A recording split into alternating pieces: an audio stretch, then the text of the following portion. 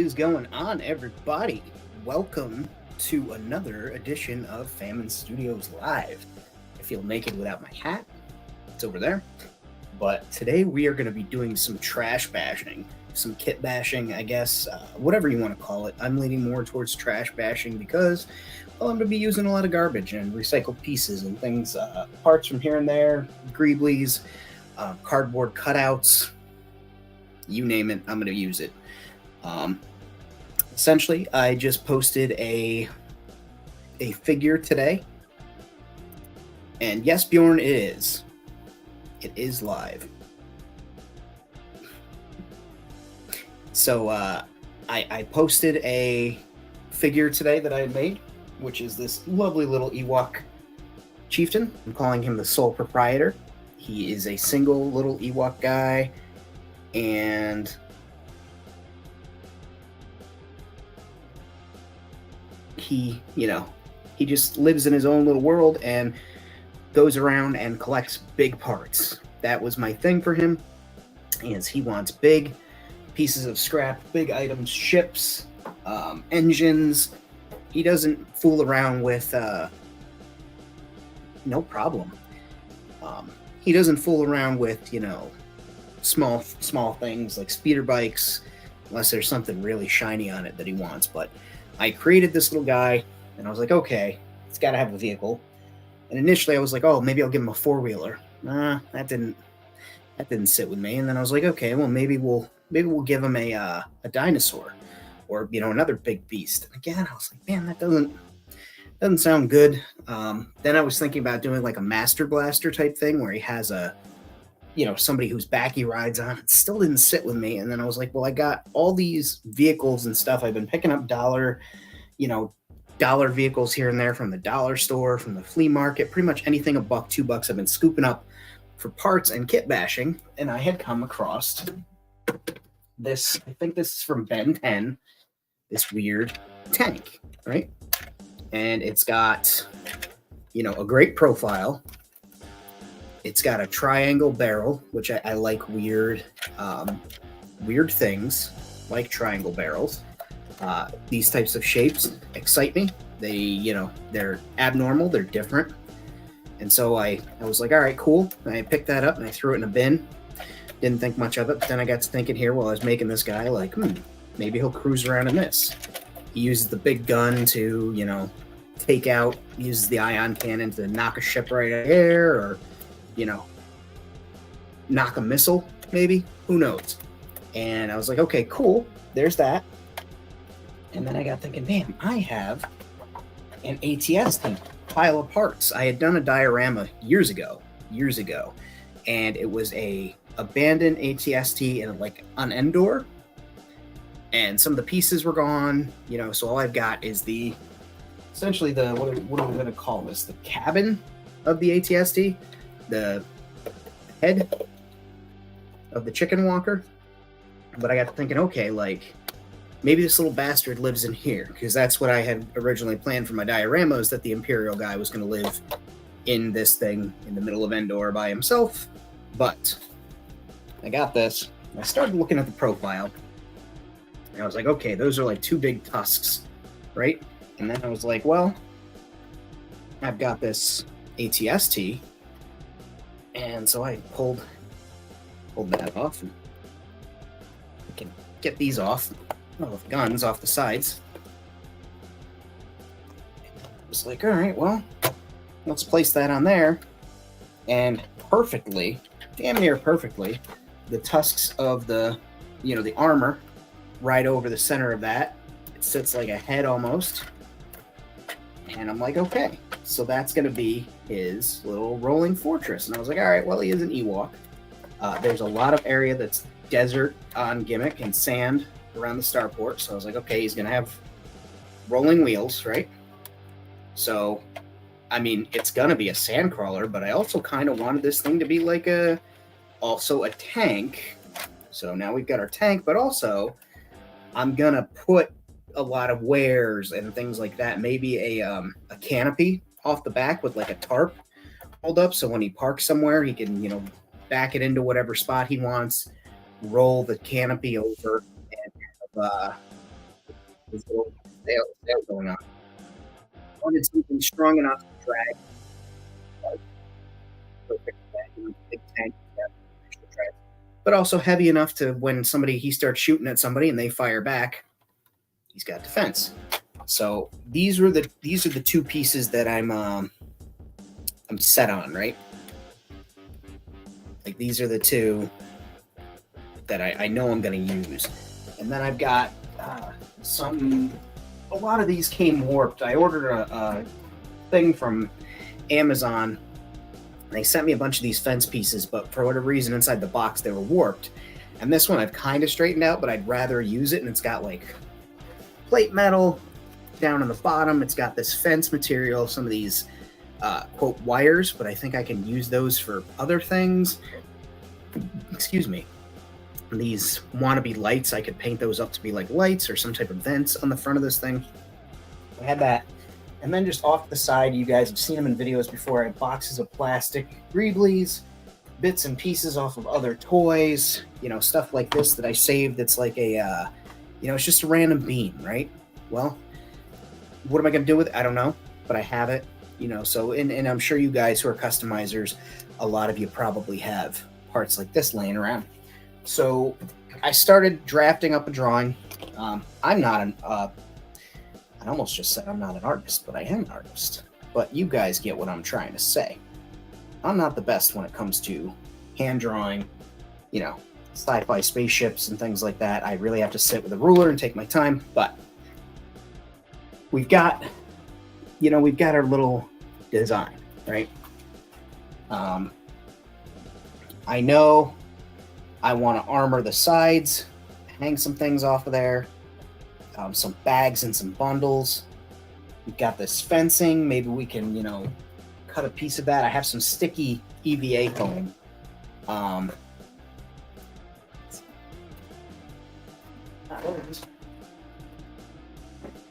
got some sticky EVA foam, and I've got some non-sticky EVA foam here in my cut pile. Sticky back is literally that.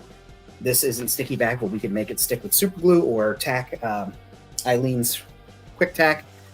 So there's plenty of opportunity here. I was pulling some greeblies out while I was looking for things. I've got pieces of this dollar store Nerf blaster that I was turning into a speeder bike. I've got a trashy skeleton. I think that might be cool. One of those Halloween, like it's not an animal that doesn't have a skeleton type of things. They're on clearance at a lot of dollar stores now, so if you're looking to pick up cheap, shitty Halloween decorations, 90% off, get a few of these. You'll have some bones. And then they literally unscrew, or you can cut them. I like to unscrew it. So I'm thinking we take a look at the sides. We discuss the plan, as it were. And we'll go from there. I'll ask you guys some questions. You guys can ask me some questions. Talk amongst yourselves.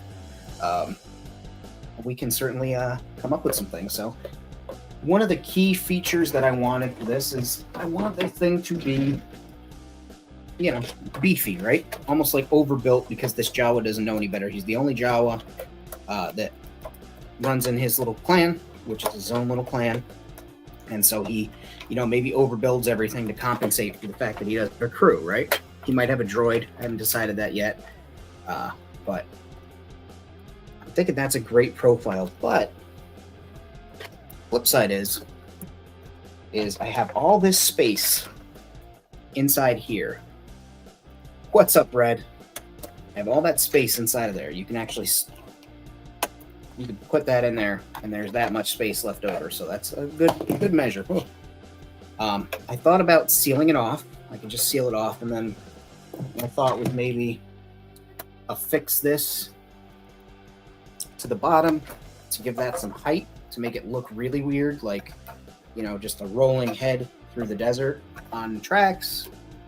That's an opportunity. We could use some cardboard, some chipboard, I guess you would say, from like the back of a notepad. I have a few pieces of that, a couple of sheets of that. There's opportunity there. Or I could stick with the close, snug fitting one lower to the ground. I mean, hell, I even for a second considered cutting the cannon off, mounting this like this up here, and having it, box in the back. But I don't think I want to do that now. The more I see, I like this profile, this thing riding on here. But what do you guys think? What's your ideas and thoughts as I brainstorm this? Do you have any preference? Do you think the longer neck would be cool? Do you think that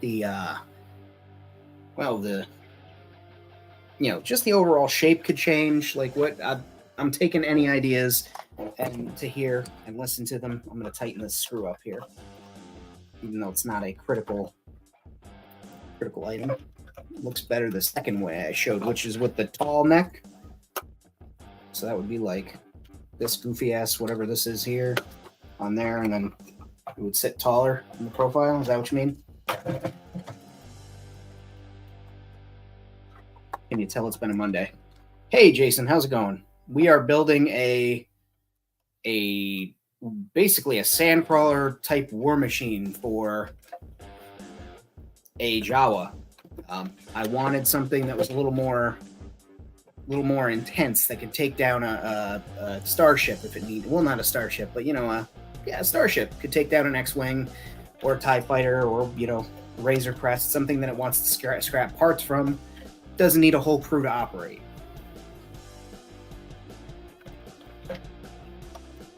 Bjorn, then there's this silhouette, which I kind of did like. Which now that I'm looking at it like this, I'm immediately leaning towards this. Like this, I think is going to be the go-to shape. I do like that a lot. I like that a lot. That actually works out because it sits against the back of the hatch from the previous one. Y'all saw that, right? I caught it. But I'm kind of digging that, and also makes it more animalistic. Something scary you see cruising through the desert. I think that's where I'm landing on this. So, I'm glad that that's out of the way, so I know where that's probably going to go. Taking a look at this does have an interior. You have the porthole that opens up at the top. You can also open up the top, and there's all sorts of interior. I probably will do a quick wash on the inside at a later date and maybe paint up the interior for this Jawa so that its home's a little more homey. But we've got this. We've got these little the ports. Yeah, you're right. It does have less. We've got these ports here that look like eyelids. I think maybe we could put some screen or something. I think I have some wire mesh or some granny grating, which is universal. But we could put that over there, make it kind of like Mad Max. My computer is telling me I need to plug it in and charge it. And you guys, that's probably a good idea. Probably a good idea.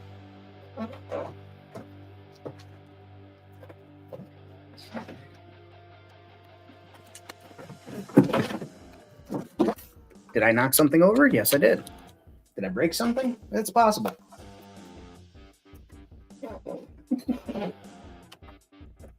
It's absolutely a Monday, guys. It's absolutely a Monday.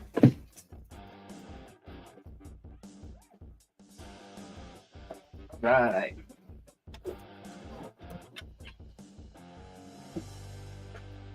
You can tell. It's a Monday. And we'll get that back up. It's a good thing I can edit these in post, right? All right, now that the disaster's over.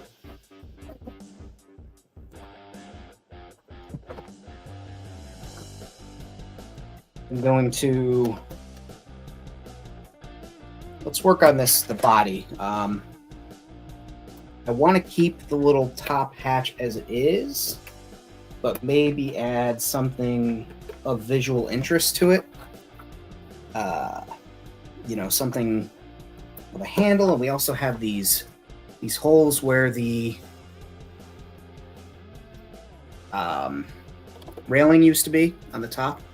I like that there is no railing, but I feel like maybe I could put ones on the side for things to be lashed onto, or I could put the threaded eyes in there so that I could lash things on there at a later time. I like that idea. So as far as paneling goes, we have chipboard, we have the foam. I also have some of the interior pieces from Jason Jensen projects that I popped out. These things, like I keep them. They're useful. They could go basically anywhere on there and be armor, like a piece of armor on the vehicle. Maybe it's a patch. Yeah, they didn't want to put up a railing. And get this, they said they were afraid we'd be leaning all day. Love that bit on Family Guy. What's up, Anthony? We're working on basically a sandcrawler tank that's designed to take down ships instead of just little droids and shit that they can snatch off the side of a vehicle. We've got water bottle spray pieces, zip ties, grease plastic containers. We've got wood, like popsicle sticks, coffee stir sticks. We could utilize those. See, I told you I had granny grading. Imagine if I filmed just an entire episode like this. Like how fucking tragic that would be. Yeah, we've got opportunity here. And again, like I said, we've got bones. I think we can jazz this guy up a little bit. I'm not even going to worry about the paint job until it comes time to do the painting.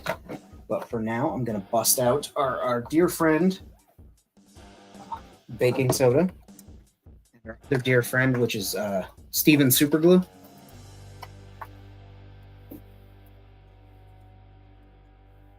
Boy, you can tell.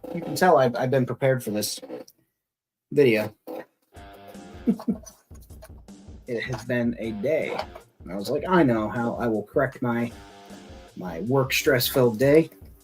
Won't bother my poor girlfriend. I'll do this. Like that. Yeah, that's fair. It does grab, Bjorn, but I sand it first because it's got that waxy plastic finish to it because it's so smooth. So I sand it to give it tooth, and then I use super glue and baking soda to make it adhere. I think I'm going to start on the side. We'll start on the left-hand side because that's the side that's facing me. What I'll do is, I guess we should start with the pre-cut pieces, right? Like that seems like a fair move. We'll do, yeah. No. There we go. Do that.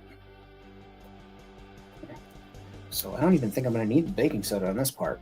But what I will do is I'll take my X-Acto and I'll just give this space. And I mean, if you go over, that's fine, because if you're making something that's this smashed up in like, a war vehicle, scratches and dents, which I'll probably go through and put on after the fact, are only going to help sell the realism of what you're doing. And I will take this X-Acto knife and take that little sprue off, little burr from the sprue. When this was laser cut, there's still a little piece that held it on, and that's cleaned up. Can you move the camera down a bit so you can see my workspace better? Maybe I don't want you to see my messy workspace. The most versatile piece of trash, I think, is cardstock, like the back of a cereal box container or the back of a notepad. I think that the utility that's there, like the thick cardboard boxes, that type of stuff is really useful, especially for what we do. One of the gentlemen that's been a guest on multiple of the podcasts or shows that you guys tune into actually does all of his stuff out of cardboard, which is wild. And it looks great. And it's cardboard from like boxes and things like that. So don't ever discount just cardboard. To follow that up, the second most valuable piece of trash, I think, are like styrene containers. Those like containers that cottage cheese come in, butter, the lids from coffee cups that we still haven't figured out how to have a paper cup but not a paper lid, because you get the styrene out of those. You can make rivets, you can make strips of armor, you can do a lot with it. So I just took that Jason Jensen Trains piece and glued it on there.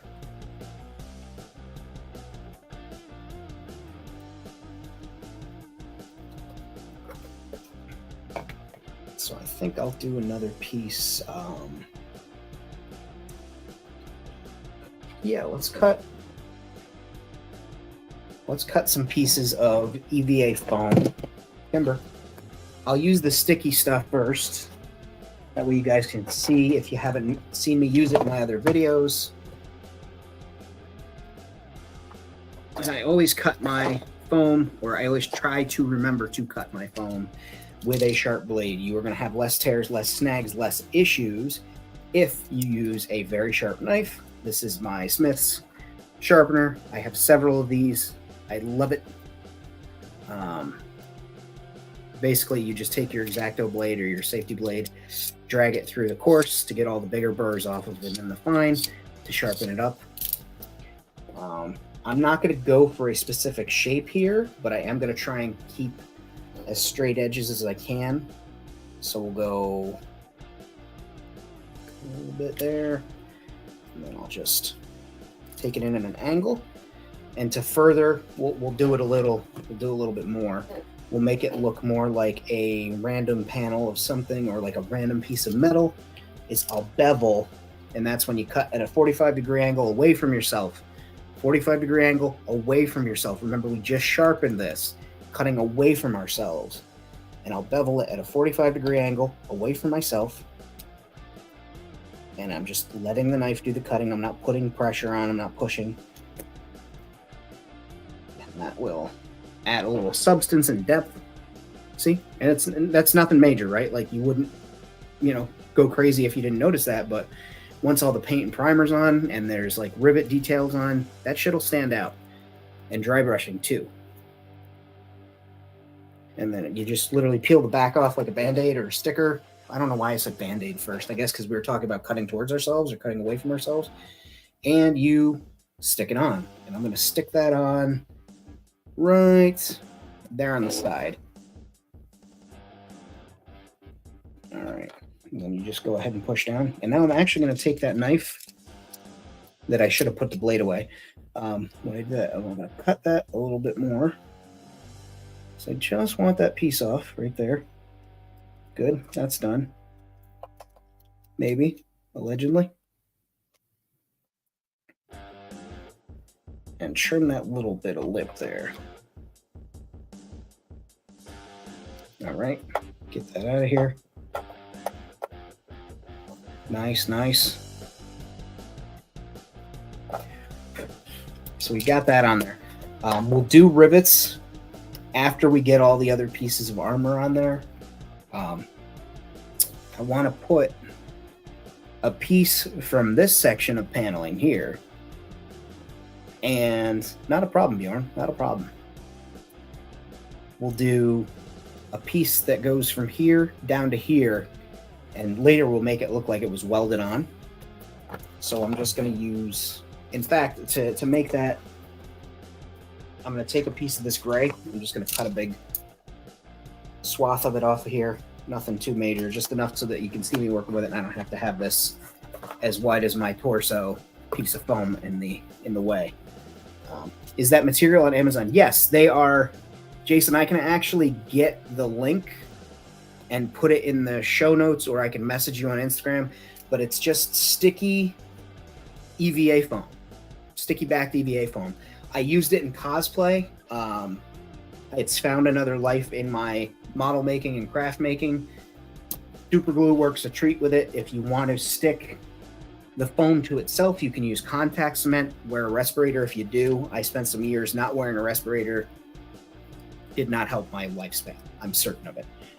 But regular super glue and things like that work on this. And also, it's really good for helping shitty plastic like a lot of the recycling pieces that we use, or kit bashers use, to stick to it even after sanding it, so you can use it as like a sandwich layer in between. This is just regular 2mm EVA foam. That's 2mm sticky EVA foam. And you seal it with either heat, which I guess I can show you on camera, is why I keep this here. I use a heat gun down in my shop, but we're not in my shop. But you literally just kiss it with a flame, and it closes the cells on the foam, takes away that shine, so you know that you can, or rather makes it a little shiny so that you can tell that the cells on the foam are closed, and you know it's good to prime. Your paint won't get sucked into it. Conversely, you can also do Mod Podge and water. I just thin it down, brush it on, and when it hardens. But I like doing this because it seals the cells, gets the edges too, and later we'll make it look like, that's riveted fast on there, and maybe that's a jagged, chopped off edge of metal. So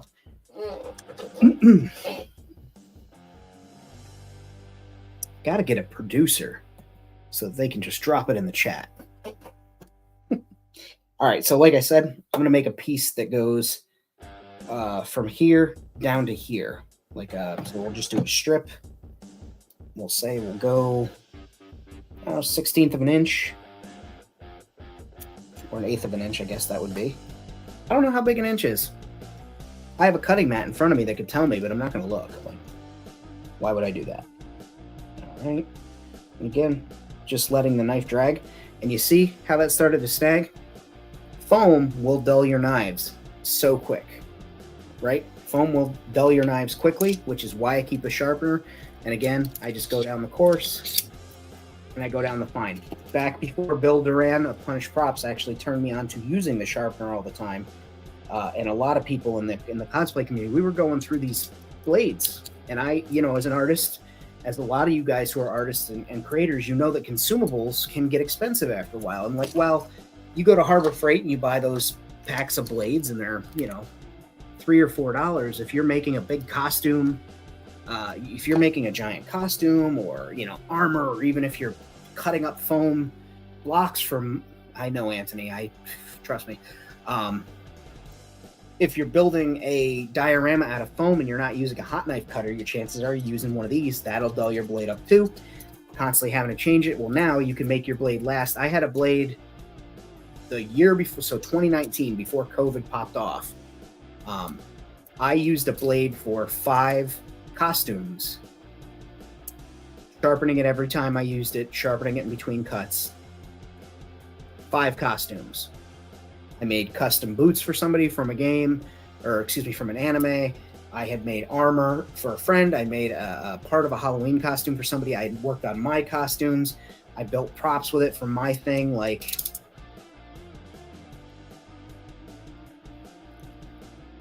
all off one blade. So your mileage may vary depending on how hard you cut. I always did cut on a cutting mat. I always made sure I wasn't cutting on a concrete floor, because that'll just bend the blade.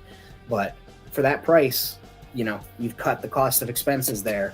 And even as a hobby, shit gets expensive. So anyway, now that I've gotten that out of the way, I've got this little tiny piece of foam here, gray 2mm foam, craft foam, nothing fancy on it. And I will, again, I'm going to use just the tip of the blade, just the tip, just to see how it feels. Use the tip of the blade to give this a little bit of tooth in the spots where I'm going to adhere it, even though it will adhere, especially since we're going to be using baking soda around it later to give it that welded, chunky look. Just a little bit of tooth helps. You can also do it on the foam. I don't ever feel the need to. I know some people do. They put a texture on the back with a knife, or even use a wire brush like this, which I have been known to do if I have to contact cement 2 pieces that are going to pull against each other. But you're really not going to encounter that a lot in model making and world building as far as buildings go. So there you go. That's a free bonus tip. So here we go. I'm just going to put a little bit of super glue on there. And then I go down to the little spot there. And I know you guys can't see the spots because I don't have my overhead camera set up yet. Coming in 2024. Almost said 2014. Coming in 2024, I will be hopefully installing a arm for an overhead camera shot. so that when I make these live videos and tutorials, I can come back and show you guys switch from overhead views. So I'm just pushing that on there, and that super glue is already bonded. Boom, boom, there. And then I'll let that cure up, and this, I'm just pushing on it, right? There we go. And it seems like that metal has been mashed into that groove, you know, makes it look like it's been hammered in place and will be welded in place afterwards. And I'm just going to trim this little bit here off the bottom with an X-Acto. And you saw that. I just let it walk back and forth. Once the glue that kind of squeezed out is cured, then I'll touch that with a flame, or maybe when I get them all on there. But I just don't recently use super glue. I don't want to put fire to it. Oh, for sure. Going back to 2014 with what you know now could go a long way. But I think about that. It's like that's a sci-fi movie in itself, right? Like, oh, you have all your memories from now and you go back. But when you start changing things, you know, if I know somebody's personality today, they might not have that same personality back in 2014 and tell you to kiss off. Yeah, Jason, I also have used them on the X-Actos when I was doing 3D print Blade Runner kits for people and working on mine. I did Officer K's and then I stopped. It's actually in a storage locker that I was building that was Wayland Yutani. I use this, right? I went ahead and just went to town with that. If anybody is watching on their computers or TVs and you have access to your cell phones, Wentzilla went live on Instagram, and I'm going to tease him a little bit. So, we're going to open up some things. Let's see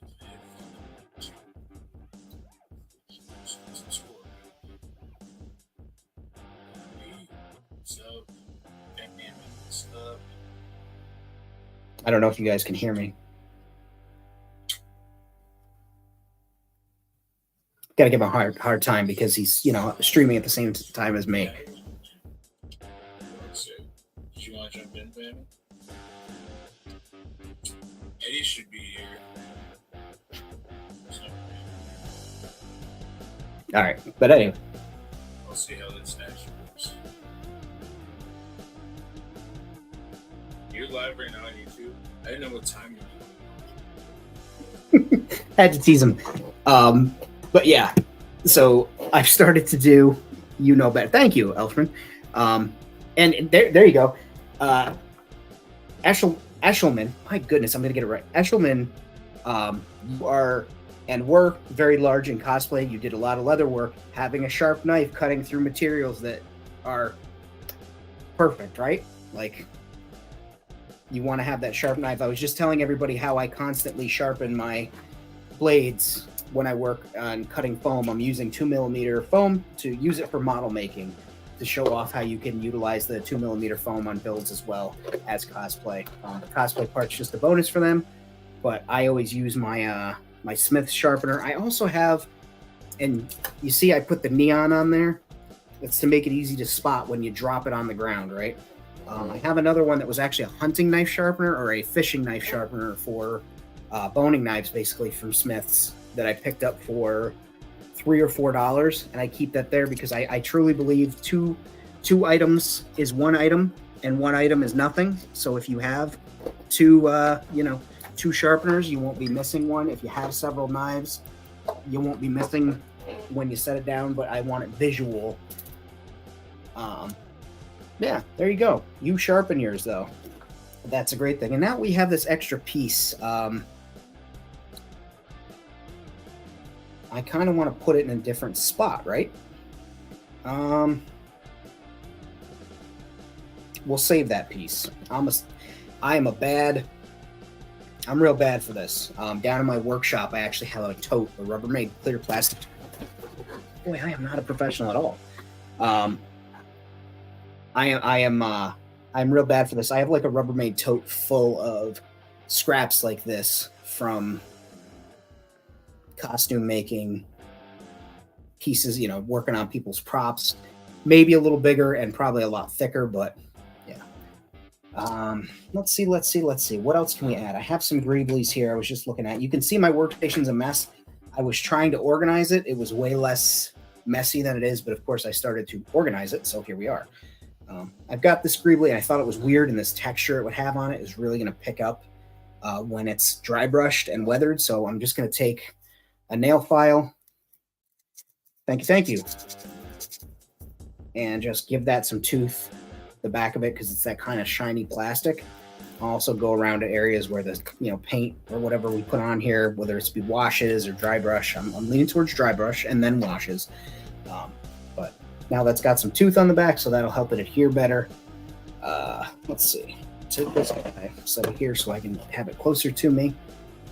If you had it super clean, I'd lose my streak gain. Yeah, no, and I struggle with that, right? Because I really want to have a clean workspace, and I want to be that guy desperately, and I like to be able to see my tools, but also if I don't have the mess and chaos, I don't feel like I'm accomplishing. It's a terrible, terrible trait, and I try and work on it. It's why my room is otherwise clean. This is my one mess in my bedroom. I make my bed every morning. I make sure that the dog's crate is cleaned up and kind of neat. I don't go in there and fold their bedding, because Stark will just get underneath it and throw it around because he's a lunatic. Even though he's pretending to sleep right now, I can see his cute handsome face, and his ear twitches every time I say Stark. What a cute boy. But this is my one mess in the room. The rest of the room is kept clean. I try and keep things organized.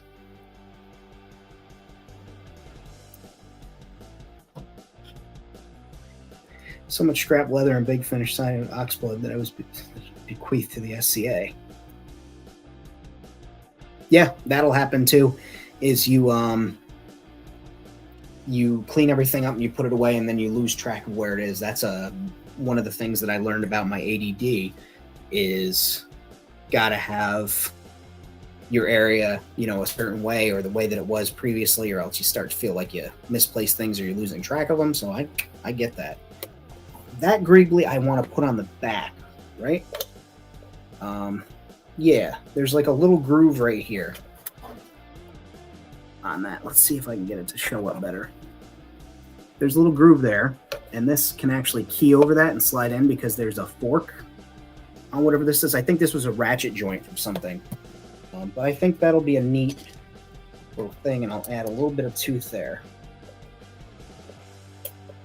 Again, this super glue is going to do its job, but why not?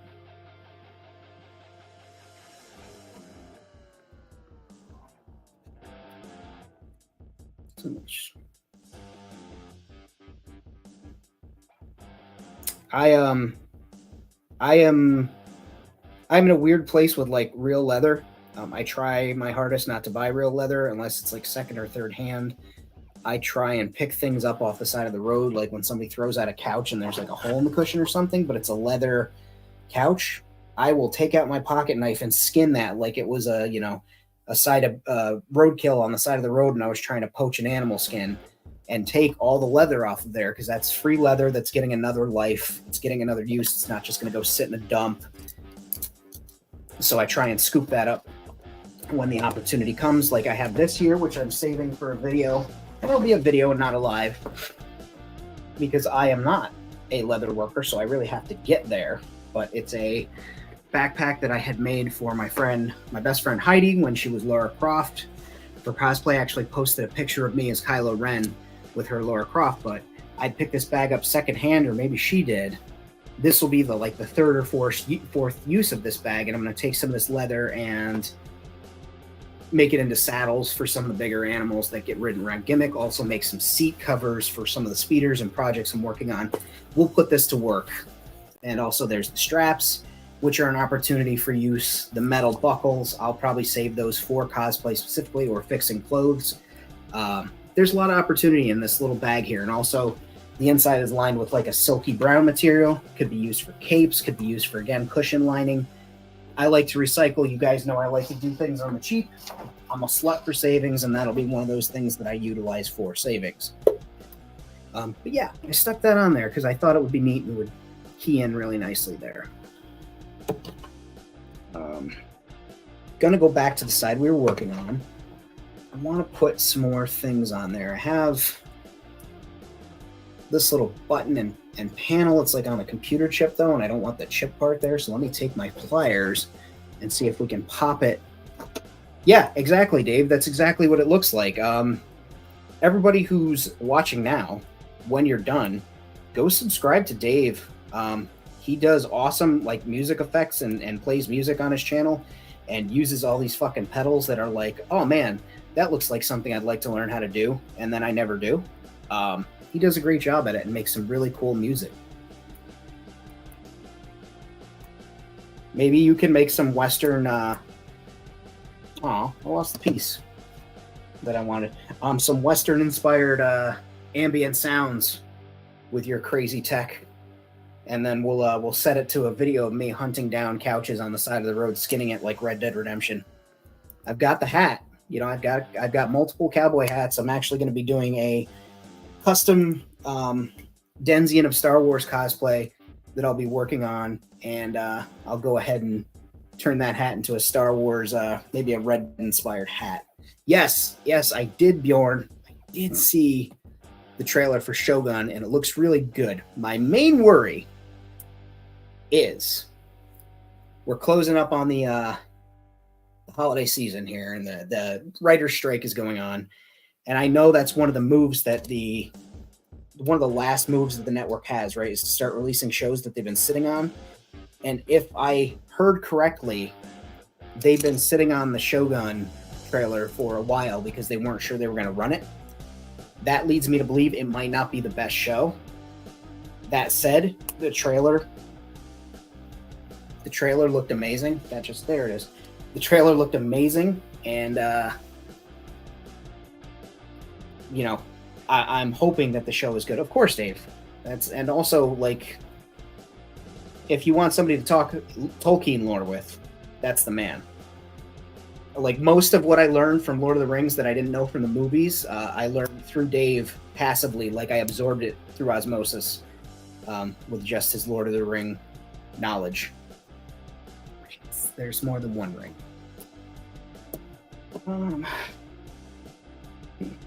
Oh, suckers on there.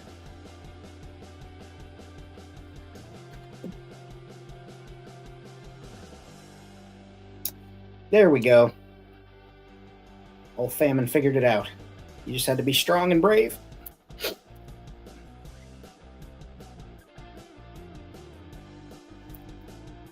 Fellowship's your favorite Christmas movie? Home Alone is my favorite Christmas movie. Followed up by The Mask and Home Alone 2. Or not The Mask. Why did I say The Mask? Home Alone 2, Christmas in New York, and probably...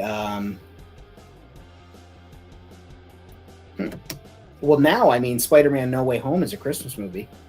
So, yeah. And for those who are wondering what the hell I was picking at, it was a little test button that was on a computer chip or a board that I snagged off of something. I lost the interior, but I wound up with this neat little square box. So I'm just going to stick it on there. Not in there. That's how you get in trouble. But I'm just going to stick it on this piece. Again, another Greebly to add visual interest. And I'll even stick it somewhere. Yeah, we'll stick it on the back again. I guess I'm just going to navigate this whole thing, and we're going to do this together. That's a Lord of the Rings question for me, for you guys, if you are fans. And Dave, if you're still here, they have October, and they have Christmas. How? All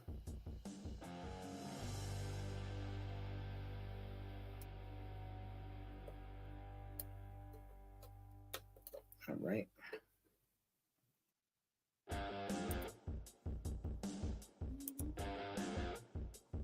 That's just another piece stuck on there.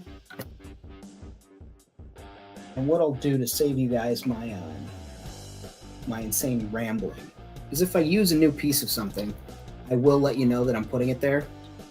I have some card right here from a previous project I was working on, which was actually the card back of the figure. And we'll use this. Yeah. And here is one thing I'll do safety as I'm cutting this is I will use the cardboard the edge of a metal knife to run my razor blade against. And again, it's cardboard, so I just pull the knife a couple times, let the knife do the cutting. I don't need to exert myself making a toy. Neither should you. We're not elves. We don't work for that fat guy in the North Pole. And so that's a big piece. I don't want that big of a piece, so I'll trim that a little bit. But we've got a piece of card here. And we'll trim it at we'll trim it at an angle. Go.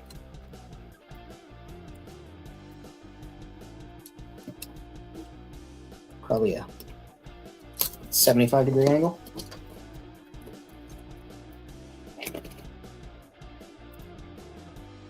And now I'm taking this and I'll sand the back of this with the file. It doesn't need it, but I'm consistent when I want to make sure that something is done the way I'm looking for, and we'll stick that on here. And actually, I will go ahead and trim it again. Trim it again the same, and we'll get two pieces out of this. There's a spot there that I just eyeballed. There we go. And just letting the knife do the cutting for me. Don't need to stress myself out. And then, as I said, in between every so often cuts, I would use my sharpener. Sharp. Let's get these pliers out of the way. I don't need those anymore. I'll wind up hurting myself. Sending it flying. And we've got some new viewers. Be sure to hit that like button when you guys come in, if you don't mind. Consider that me asking you to take your shoes off before you come, walk through my freshly mopped floor. I'm kidding. But if you don't mind hitting that like button, that'd be great. Helps the channel, puts the video in front of more people. And also when the live go, I found out when the live goes, those likes help push it into the searchable category damn near immediately. So now we've got a little piece of card. Like I said, just a card back from a figure. I'm putting a little super glue about this, I know, a couple of millimeters from the exterior. And I'm only putting a little bit of the gel super glue on. And I'm just kind of mixing it around and getting it, like I said, a couple of millimeters from the edge. And then just applying it to what I'm working on here. Yeah. Ooh. I messed up. When I put it down, I didn't put any teeth for it to grab onto on the actual surface, so it swung and kind of butted up against that, but gives us an opportunity where I had that little piece. I say had. Again, I'm not a professional. Here's the piece. We've got that piece, and we can actually tack that right on there, and tack that right on there, and later we can come in and add rivets to it, and it'll look like we riveted these plates together. Can you see the token breaking the fourth wall? Oh my God, they crucified Hobbit Jesus.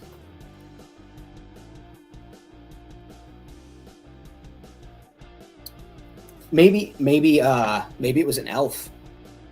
Maybe Christ Almighty was an elf. I'm gonna get kicked off of this platform.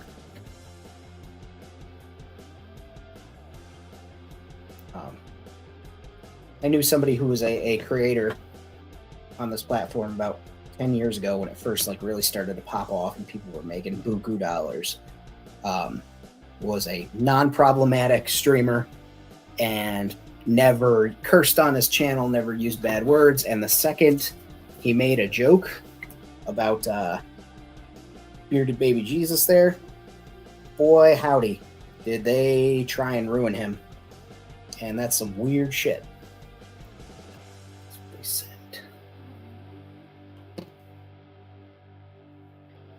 That's what they said. Then I'll do another strip, and it's a different size too. And again, I just let the knife do the cutting, and we'll put it at a cockeyed angle. Because again, this little guy, while he's good, while he's, he knows what he's doing, he's probably not, working on max efficiency. So perhaps his welds are a little wonky. Maybe the metal that he uses isn't the best and can't handle the heat of the welder. We don't know. Yeah, if I was doing this on Twitch, which I've heard, Instagram is working on making the streaming service a little better and more in line with what Twitch has, will allow like emotes and noises and stuff, kind of like Twitch does, where if you earn coins by watching or bits or whatever the frig they're called, and then you can cash them in on stuff. And my friend Dave's wife, Cosplay Bird, she does Twitch and she has all these like crazy emotes and stuff, and yeah, it's really neat. And like, so you guys could pay and have Michael Scott go, "That's what she said," or worse. I'm sure I would probably pick something worse because I'm me. Go here. We'll just put a little dab of glue there and there. Put this on here. And boom. Right? So now we've got this panel that's going to have some weld lines around it. And it's also tacked in place, almost like it was slapped on there to make sure it held. I think that's neat. And we'll just keep adding greeblies to the side. Adding greeblies, panel pieces, maybe some hoses. I have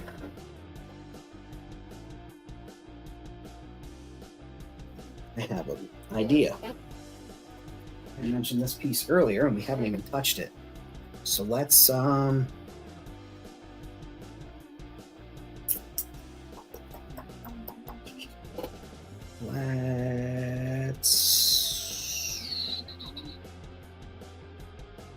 wait on that.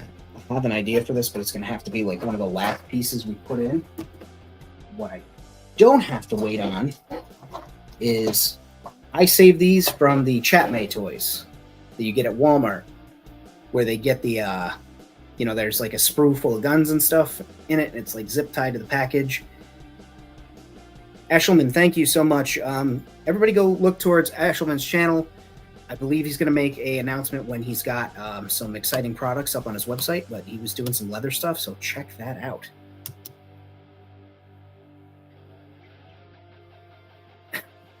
Anthony, I tap mine together and remind myself that I have a good pair and a bad pair. So check that out. So it's a sprue. I usually either save them for like signage for billboards or throw them away. This one got marred up in one spot where I was trying to remove the letters made in China. So I'm going to use my snips and cut out a piece of bar, and that's going to be one of the pieces that gets glued on here. But in which way do I want to put it on? Doesn't matter. And I'm just, like I said, I'm using my my model cuts that I would use to cut the sprue plastic anyway. Snips, my Ahsokas. Now, I'll just take this safety blade here, X-Acto blade, cutting away from myself, and I'll cut any of the sprue pieces off or cut them down at least. I'm cutting towards myself like I say not to. Don't. I've got this little bar, right? Metal bar. It's got some rivets on it. I think I could go. Not there. Maybe there. Or is like a bonding bar between those two. Yeah. So we will go ahead and scuff up the back with that sanding stick that I had out earlier, the black and gray one. It's very, very abrasive. I guess that, and it's a nail file too. So I'm guessing that's like take down a lot of material on either the acrylic or your nail. That's there. And I've just gone over the back, and you can see it's like clean those ends up, but it's all toothed up. Has some grab.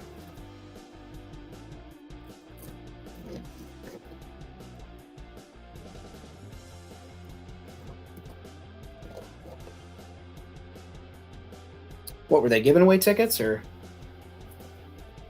Tease the guys about the Okay.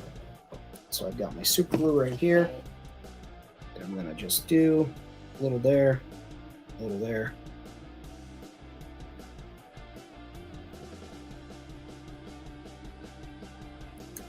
I'm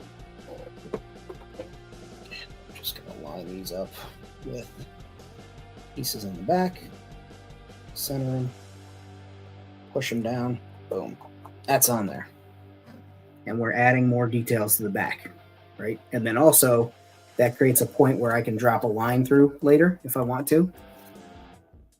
So just another lashing point on there, and also it adds detail. And when you dry brush and paint this up, it's gonna look neat. And then we've got another one that we can do. So I guess I'll do that. I'll put a second bar on there.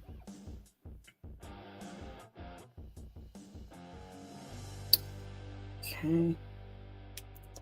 Fire in the hole.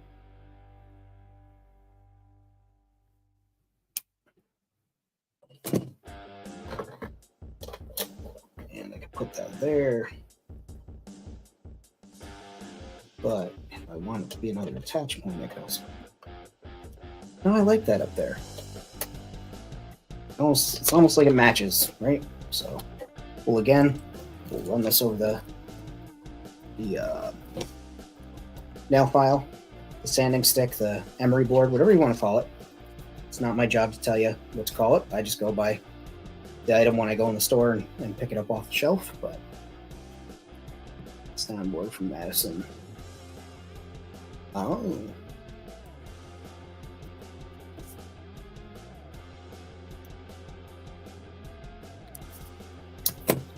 I will say I'm a big Pearl Jam fan, and I'm so glad that they started releasing all their live concerts as boots that you could buy or download, because I miss Pearl Jam every time they come to Albany or my area.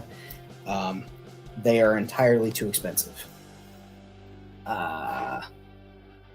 Kills me because they're my favorite band, and they used to really stand up for the the affordability of ticket prices. If anybody remembers the Ticketmaster versus Eddie Vedder whole thing, you guys would know. But like I say, they're so expensive. But fortunately, the Albany shows have been released, so I'm able to at least listen. And in my mind's eye, I can visualize where those places were, because I've been to where the concert was held multiple times. First concert you ever saw. That's awesome. I'm glad that you got to see them. Maybe one day. Oh, here we go. This is a great opportunity, a learning lesson. Maybe one day I will be able to see them. I never say never. But so this is having some trouble getting enough to purchase here. So what I'm going to do is I'm actually going to put down a bead of super glue where I want it to be.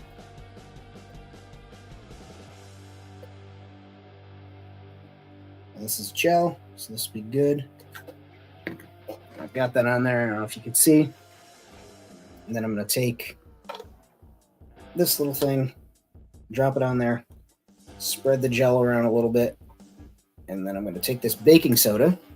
And what baking soda does is reacts with cyanoacrylate, which is the chemical makeup of super glue, and it basically hardens into a thick, strong Bondo-like substance. And it leaves like this, almost like this crust. Not like a pizza crust. That'd be pretty cool though. So I put that on there. And then I always try and work over the little container. Tap that off. And apparently with the gel, it doesn't work. We're learning new things today, guys. It doesn't work at all with the gel. Interesting. All right, so with I remember Temple of the Dog. With the baking soda trick, either it takes longer on the gel or it doesn't work. That's interesting to know. Well, I gotta know. I'm gonna put some gel right here where I can see it in two spots that look like they might have been welded. Yeah, they're right there too. Cool. Cool. Why not? Right. Now I'm gonna put this baking soda right on there. See, maybe it's because it's gelatinized. It's not like sinking in and reacting with the CA. This is fascinating to me. I'm sorry, guys. This is like science. We're actually doing some research here. Jason, have a great day. Thank you, sir. We'll be talking to you soon, my friend.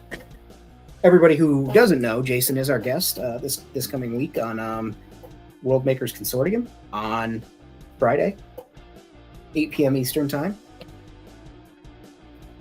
All right. I'm going to open my seltzer. Again, anybody wants to send me a case of seltzer? Right here, baby. This kind. Grapefruit or lime. Okay.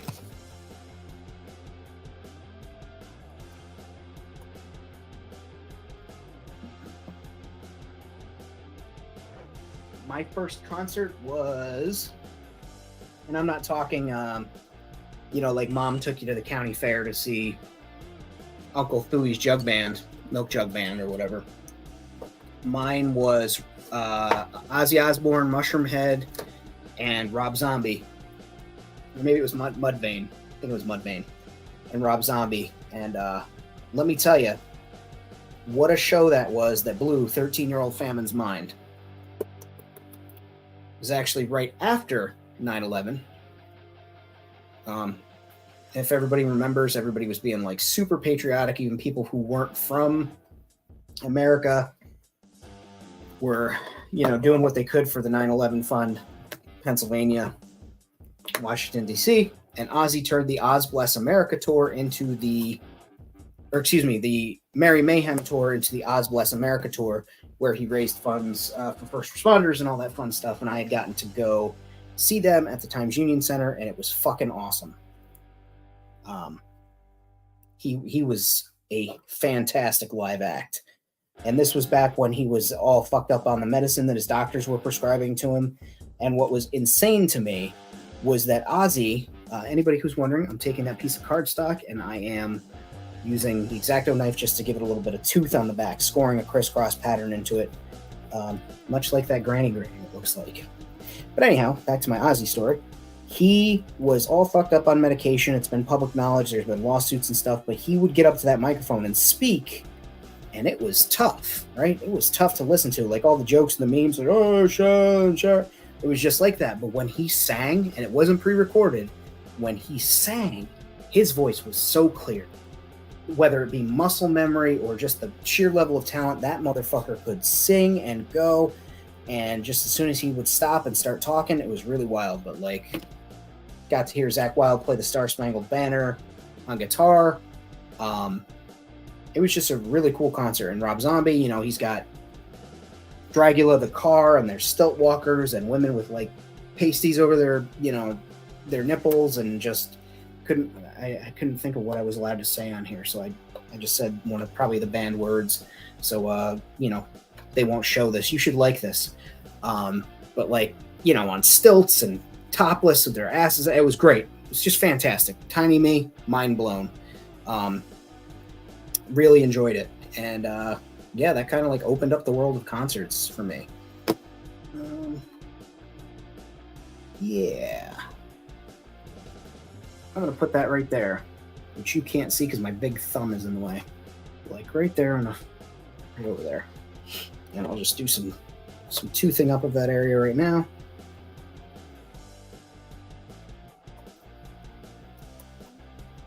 But like that was my first real concert. Since then I've been to probably nowhere near as many as other people, but probably a lot more than some. I've gotten to see my favorite bands. The only one that I missed out on because the concert got canceled and could never happen was Linkin Park. Chester broke his leg, and so the concert was canceled for a little bit, and then they continued the tour with the dates that were left, and unfortunately what had happened, and so that concert was obviously never meant to be for me. But that would have been a good one, I'm sure. but I have plenty of live concerts to listen to on YouTube and available online for streaming. So I can imagine. You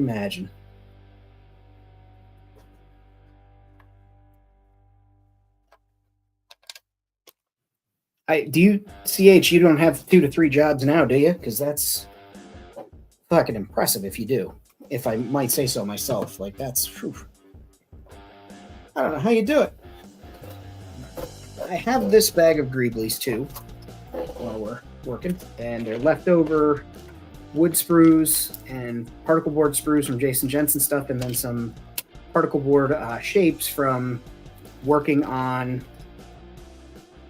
Boundless Brooklyn water towers and billboards and stuff. So I've got some extra pieces here. I think I'm just going to grab, say, one of those. Yeah. I say it like you can see what I'm pointing at and, fighting to get a hold of, but I'll just grab it. See, when I go back and edit this is going to look like I did it perfectly. So as I said, take one of those. Boop. That's a Jason Jensen cutout from one of the door panels, and we'll do a weird piece of metal from a piece of particle board, I should say, that's going to pretend to be metal. Right here, we've got one. So we'll just set that aside for now. Hey, there you go. Nothing wrong with being a kept man and doing things at home. I believe whoever wants to work should work, and whoever doesn't want to work and wants to stay home, if their partner and them come up with that fucking conclusion, hell yeah, like, do your thing.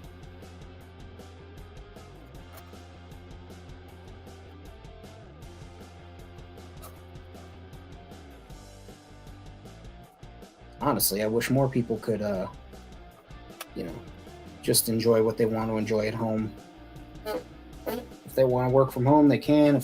Or their job, their career field allows it, obviously. But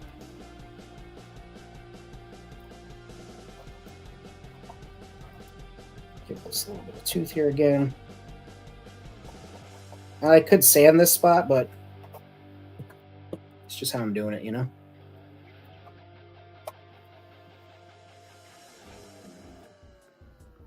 Go like this.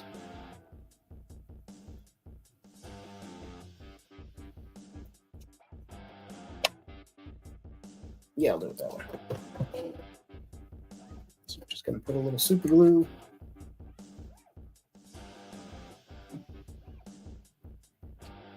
I hate these little squeeze bottles. They do help with the control of, like, putting the glue on, but still don't like them. Oh. Oh. Just put that on there and just press my thumb around it. Right now it's starting to look like something that's been paneled up. Different armor pieces, different plates. Maybe it's been hit by a shell or a slug or, fire, lightsaber, phaser, photon torpedo. We don't know. We weren't there. Yeah, that's right, Bjorn. You're working at a convention this weekend. Which convention is that? I know you've told me, but we're going to tell the viewing audience, right?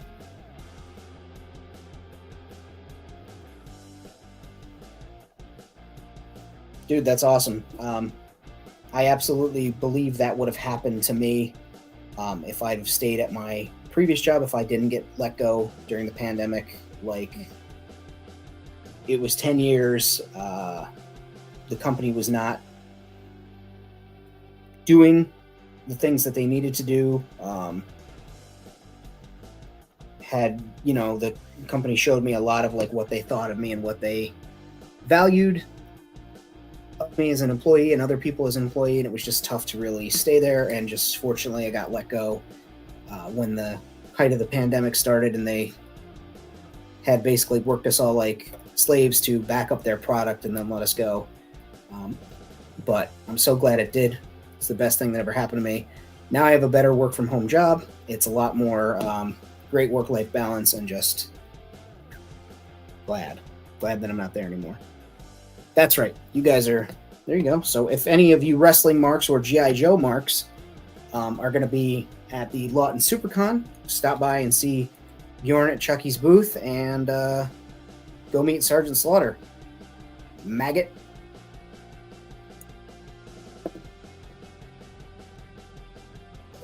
And I'm just super gluing on this little piece here of metal. And I say metal, it's obviously EVA foam, but we're over here in world building land, right? And that's going to look like metal when we're done. Cool. So that's strapped on there. Maybe we'll put,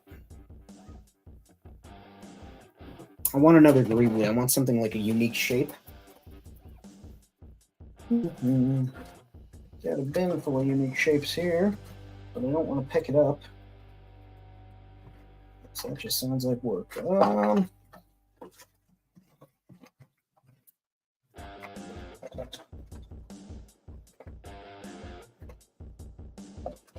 That's too unique.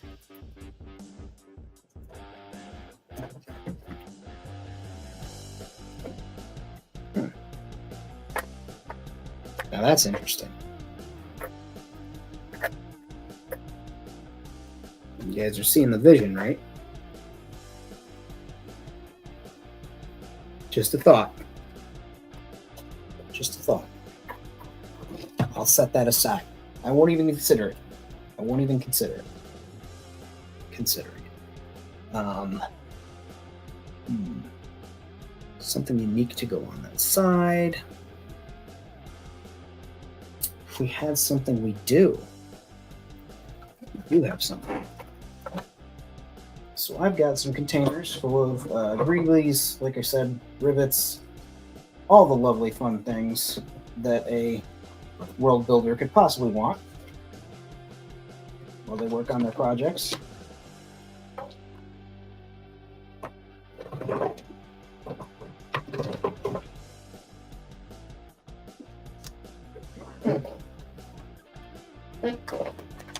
Anybody need a bag of coarse gravel? I mean, it's not really gravel, but it's made to look like coarse gravel. So we've got all these parts in here. I keep several of these little containers. I need a better solution. You guys are basically besties now, Bjorn. That's pretty much how it works. If you meet a wrestler twice, you are forever friends. I read that on Twitter, I think. It's what makes... Hey, there's one of the railings from this guy. Cool. All right, I've got a lot of round stuff, some beads, wooden beads, plastic, rings. I'm not at the bone stage yet. We're just getting to know each other. But... There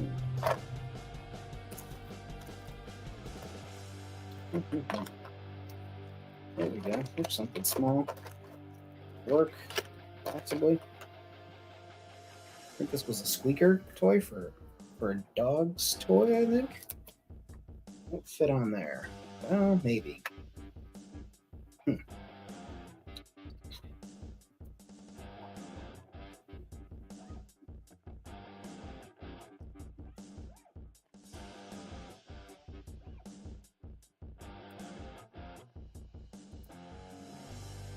Dude, that'd be dope. DDP gave me a diamond cutter. And that was probably one of the coolest things that'll ever happen to me in my life. Like, beginning, middle, and end. Diamond Dallas Page putting me in a diamond cutter. Does it get any more big league than that?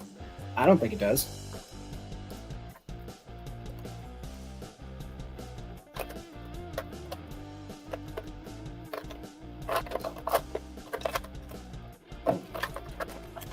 Boy, this is tough, man.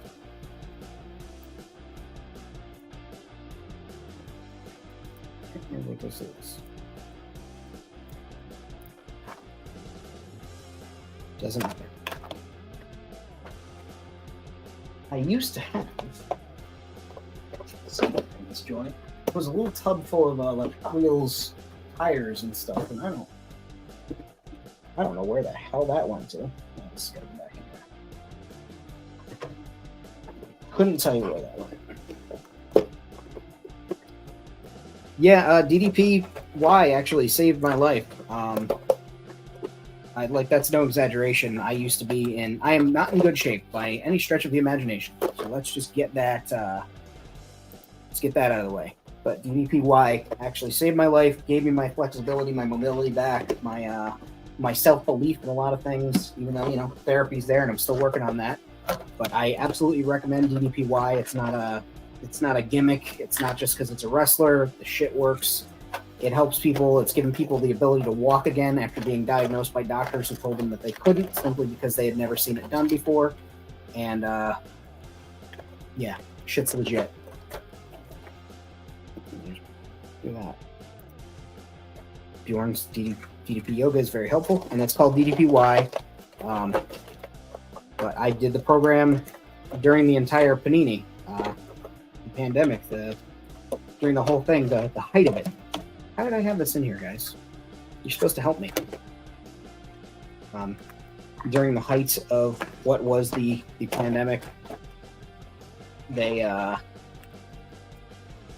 those exercises saved my ass.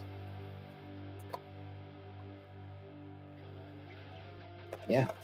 I mean, Scott Hall no longer has life on account of him being gone from this mortal coil, but I get what you're saying.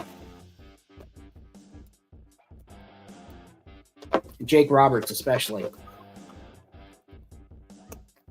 Saved that man's life for sure. But Nash probably is still around thanks to DP. If not the yoga, just their friendship, because after Scott died, after Scott Hall died, man, he was not doing good. All right, now we're going to move on to this other bag of oddities here. Yeah. Got these beads, these half beads that I use as rivets. I'll just stick a couple on here as rivets, get it some character, help with the world, make it in keeping with the rest of the world that I'm building, because there are these rivets in other places around. But even at the shape I'm in right now, I can actually still bend over and tie my shoe at the waist without, being completely out of breath and folded in half. COVID did not help that, and still has not. My stamina is still nowhere near it used to be, but I imagine it would be far worse. Okay, and then I'm just putting that quote rivet on there, that little half bead, dot of super glue, and I'll do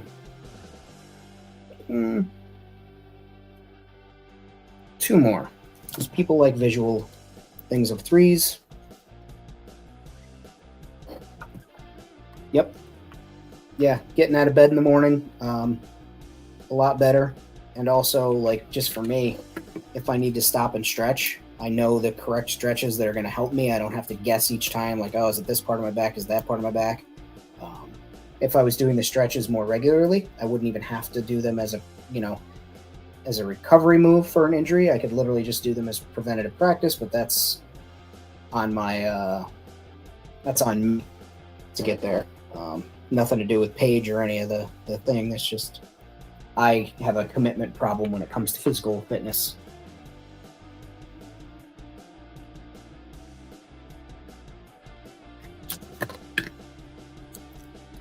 Let's just go right on here. Just get dropped on one piece at a time. So they look like that. And I'd say that's pretty touched up. I guess probably makes sense to have something over here, because that's the front of the thing. It's probably going to get banged up, shot at the most. So I'm thinking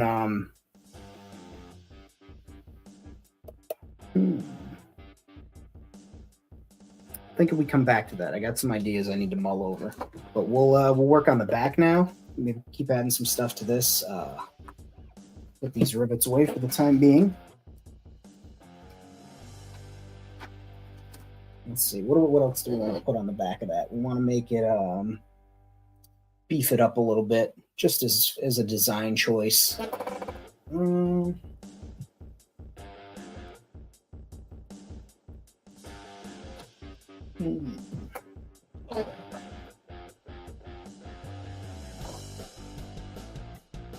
So there could be something there that's like engine-like. We can put right there.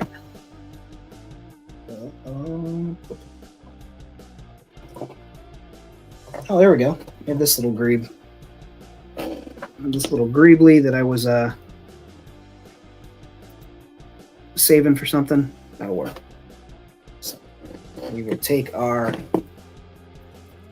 sanding stick that we've been using, scuff that up so it's got a little bit of tooth on the back. I actually think I pre-sanded this for another project, and then I was like, I'll use it for something else. So here we go. Thinking not everything needs to be completely symmetrical like that, but there's limited space, so yeah. Put that right over that spot, so we'll do a little bit of toothing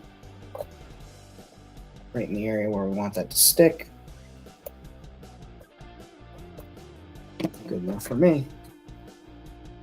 A little glue there.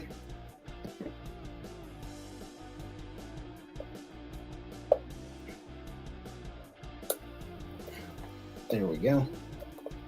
That's stuck on there. And now we've got two weird greebly pieces on the back.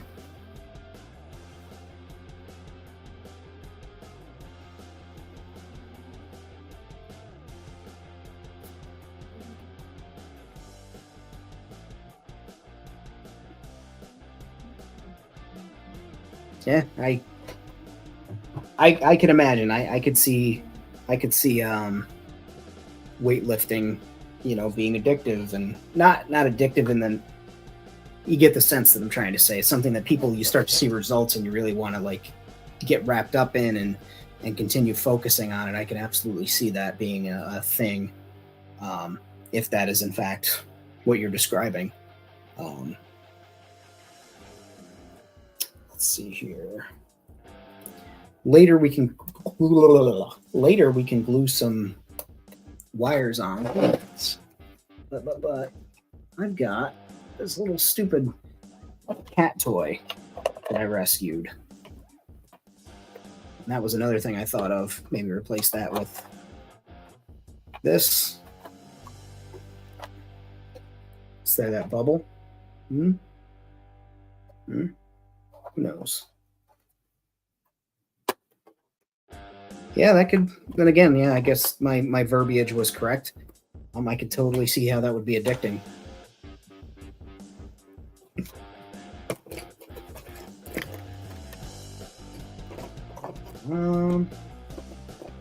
trying to think if there's anything else I could stick on the back, or that I want to stick on the back right now. But it's not like something I can't go back to later. Yeah, let's switch over to this side. We're going to work on this side now. And start putting some more panels on there. And I also pulled out, I have a circle of 1 millimeter foam. That I have a harder time finding, this 1 millimeter foam, because it's tough to get the density correct and measured correctly. So when you receive it, sometimes it's not 1 millimeter, sometimes it's more like 2, and it's like, all right, well, I just paid for 2 millimeter foam, and now I have 1 millimeter. It's a whole freaking thing. This side we're going to be a little more deliberate about with the armor. Almost like maybe our guy has learned a thing or two from what he was doing, and now he's, putting some of these pieces on better. Some of it'll still suck, but other parts of it'll be good.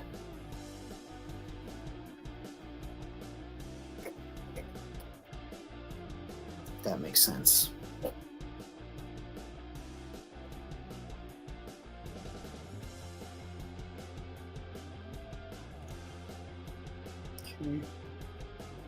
And I'll just toothing up the back of this piece of card. We'll use one of these pieces that we already have cut. The super glue's right there.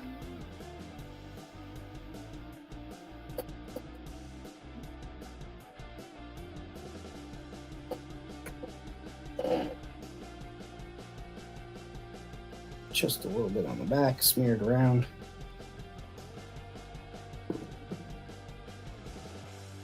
Yeah, you want to attack from the front, not from the front, but from the sides.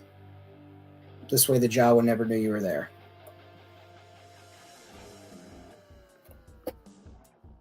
But there's that there.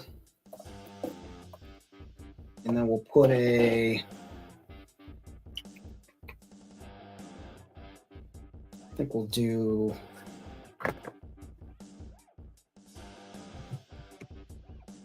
want something with a different texture.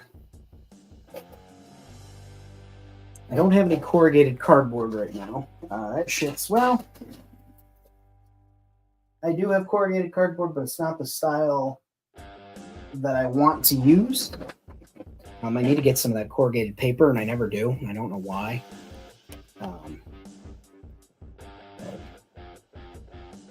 Gonna sharpen this. I'm gonna use this blade instead of my long blade because I'm gonna be making a curve cut, and I kind of want to be able to do a little bit of a swoosh on it, right? So I'm just letting the blade take care of what I need. And again, I'll walk that blade right back through the foam, just gently. Take that out of the way. I can literally cut that right off, and then we'll just do a straight cut there. Peel the backing off. This stuff is sticky. And I'm not going to use this piece. I don't like it. That's the good thing about having scrap and extras, is you don't got to utilize it. I didn't like that.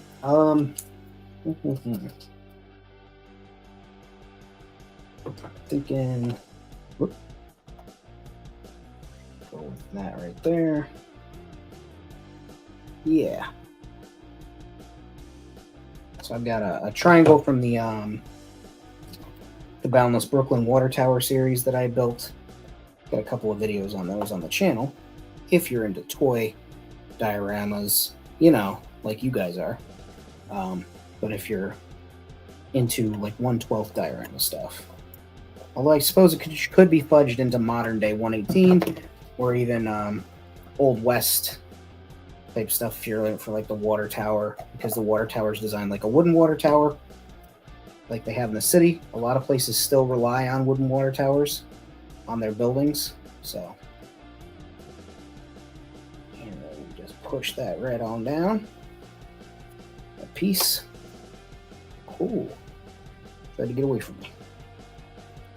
There we are. That's got a little squeeze out, but that's fine.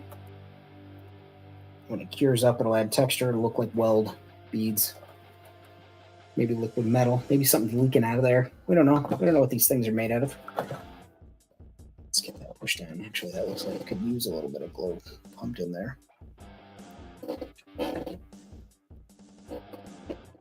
And I'll use a piece of something just to push that in there in between. Push that down.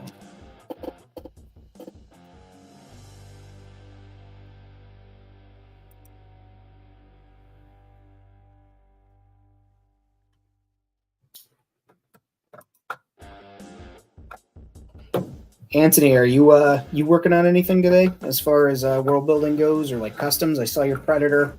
I was eyeballing it. I like the way it looks. It looks badass without the netting on it. Like it reminded me of the one from Prey.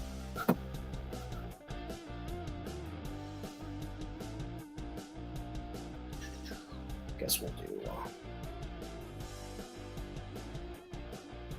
a little Tetris piece. The shape of the Tetris piece for this one.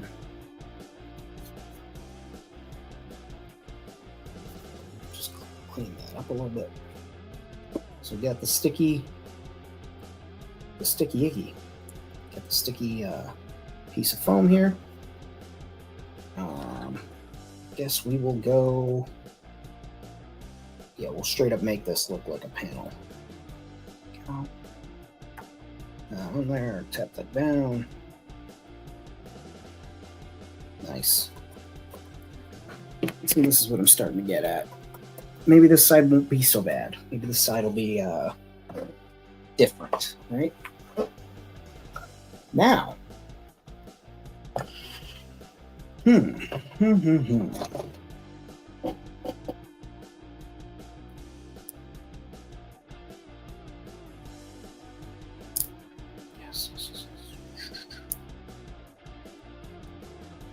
Yeah, it's gonna stay. I wish I still had some of those 120 or 112 milk crates. Because the bottom will look badass. It's just like a panel, right there, something like that. That's because it's not granny grading. It's I cut the side off of a 112 milk crate that I had an extra.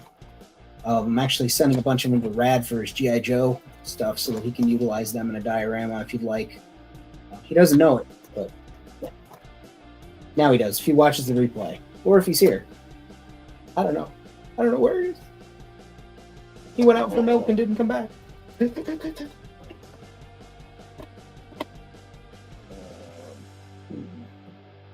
I guess we could try the granny grading. I guess we'll do since the CA glue isn't runny, that's what I'm concerned about, but we can always learn from our errors and our opportunities to make mistakes. Yeah. So we'll go about that much.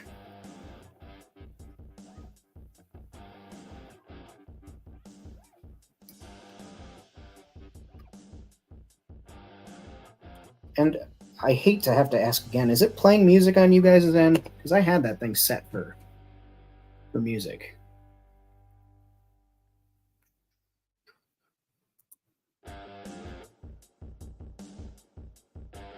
Nope, it's playing. Cool.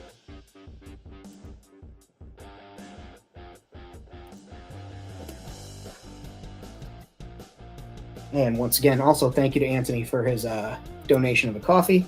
I had a Zoa today. That got me through my Monday and into this video, which is why I had so much piss and vinegar coming right out of the gate. I was able to come live on a Monday, which normally I do not do. And also be careful, don't stab yourself. Bash together. Improve mislits. That's badass.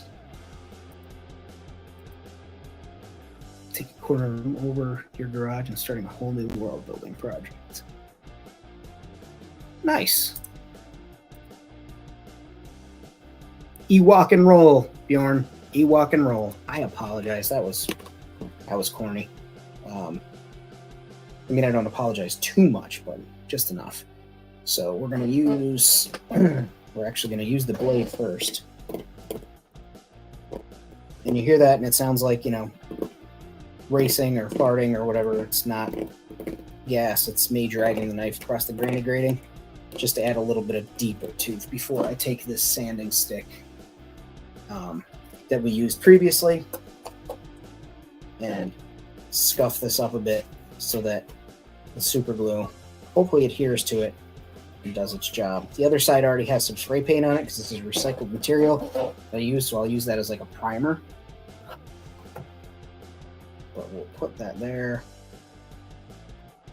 and there. Yeah, why not? I'll actually overlap the just make one cut on this end. But I think this will look cool. There we go. All right. So I guess I'll give that a little bit of tooth too.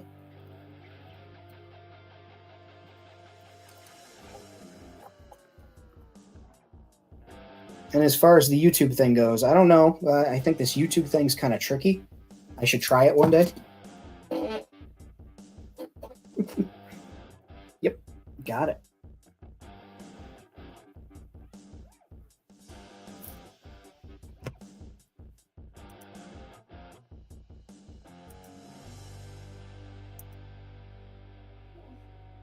Gotcha.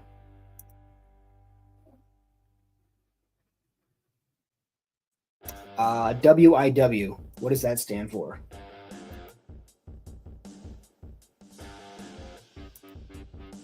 And for this move here, I've had that in my beard the entire time, none of you told me.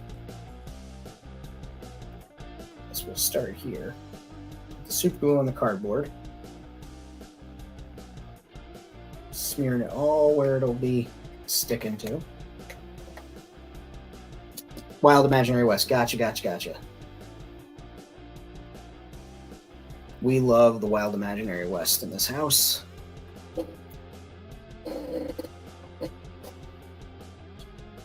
Just pushing that down.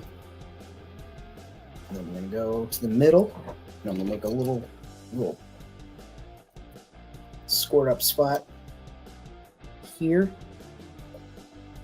Hopefully this will grab onto. Yeah.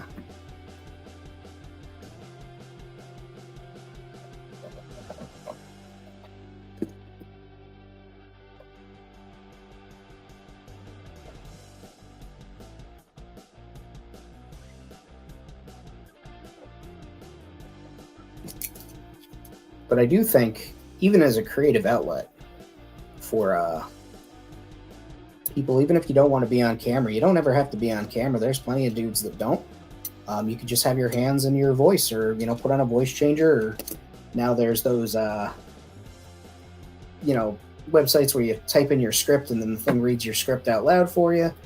There's all sorts of opportunities out there for you to utilize YouTube, utilize the streaming type platforms, and make art and talk to people and make friends. Like, this is a great community, it's a great opportunity, and yeah, let's make that stick. I'm just going to leave a little pressure on. Just be your hands like Craftsman. Okay. All right. And Bjorn, as I was showing right before I just did that, like I said, I basically just put super glue and then baking soda, and it helps this shit bite right into the material.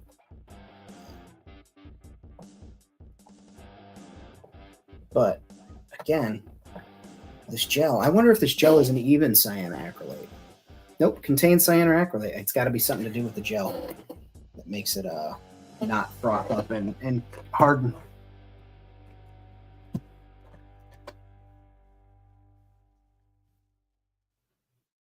I probably enjoy too much being on camera, which is why you guys are stuck seeing me. I enjoy talking way too much, which is why you guys are stuck seeing me. I enjoy chatting with my friends, which is why you guys are stuck seeing me on Fridays. Most Fridays on the World Makers Consortium. Yeah, just I like doing this shit, and this gives me an opportunity to, focus on those things that I really like. Let's put a little more baking soda on there.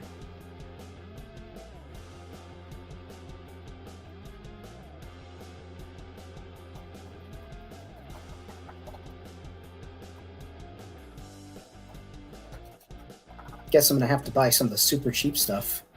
Or super glue goes. Hot glue does not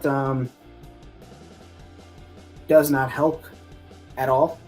Hot glue is the drizzling shits when it comes to granny grading. Just for anybody who's like, oh, maybe I'll skip this, Famine Studios inspired mess by using glue and baking soda.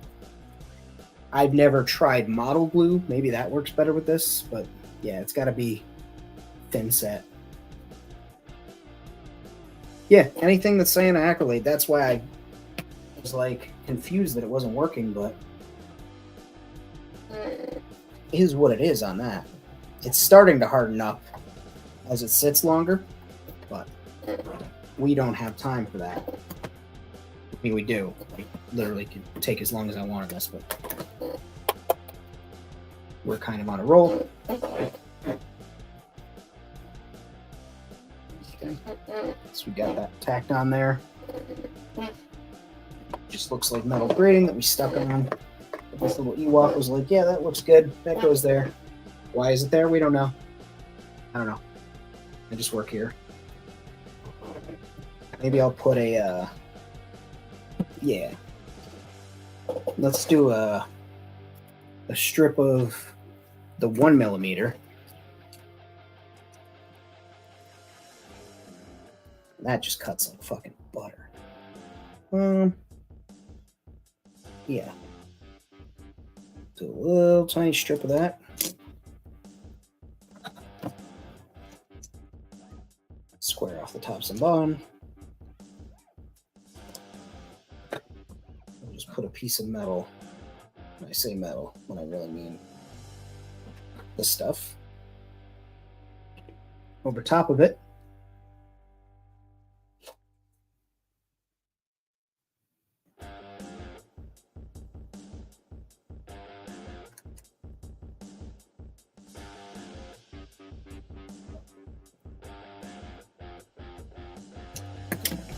Okay, we'll go right there, over that, and we'll keep going, push that down. Looks like we got enough to go over that piece of metal, so we'll go right over that metal.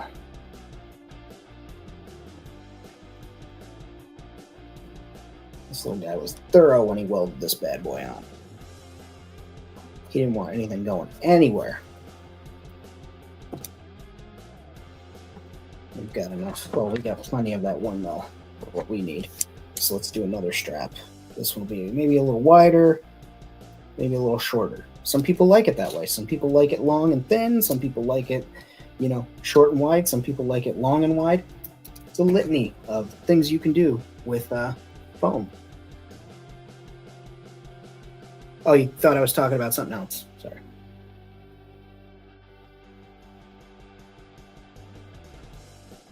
Yeah. It's just a strip of material. Go right there. Tack it down. Go right in front of that other piece. Tack it down there as well. We got some squeeze out.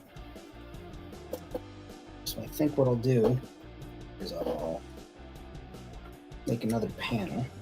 Yeah. There we go.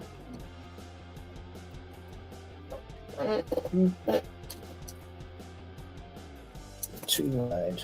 Yeah, we'll use that squeeze out and put on another piece of foam right here. I'm just using the tip to smear the glue that's on there already.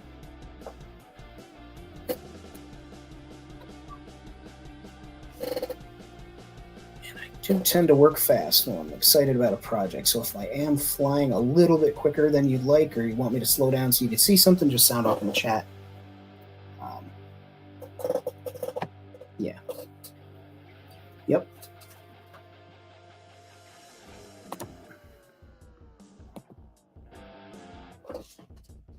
I don't want it to seem like I'm ignoring what you're saying. I just happen to have the unfortunate task right now of what I was tackling there. Here's something we can do. I have this tube. I keep a piece of tube stock here. It's plastic for kit making. It's a drain pipe or something. I use these to make rivets in foam. So the first thing we're going to do is we're going to seal these. I guess we'll start on this side. Anywhere where there's foam, I'm just going to kiss it with the flame. Obviously, be careful.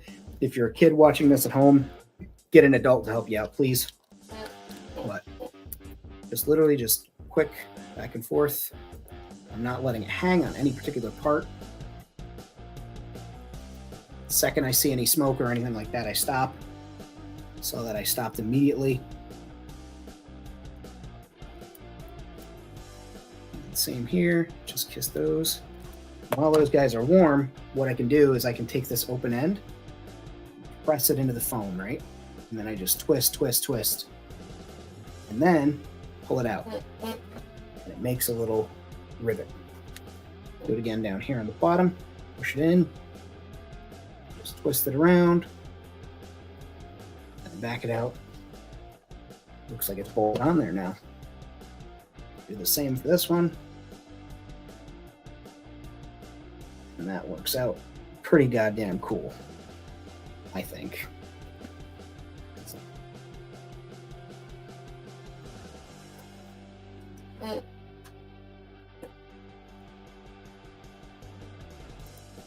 And I think I'm going to do one here, one here, one here.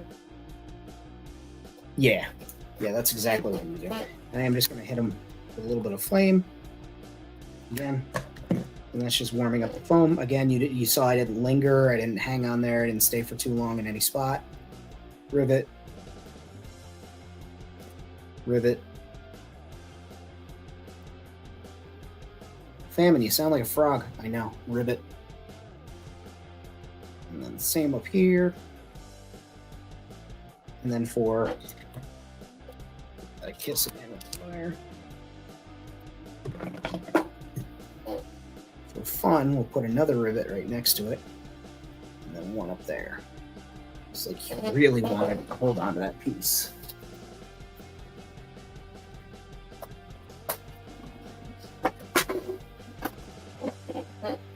I guess we'll also put one up in the corner here.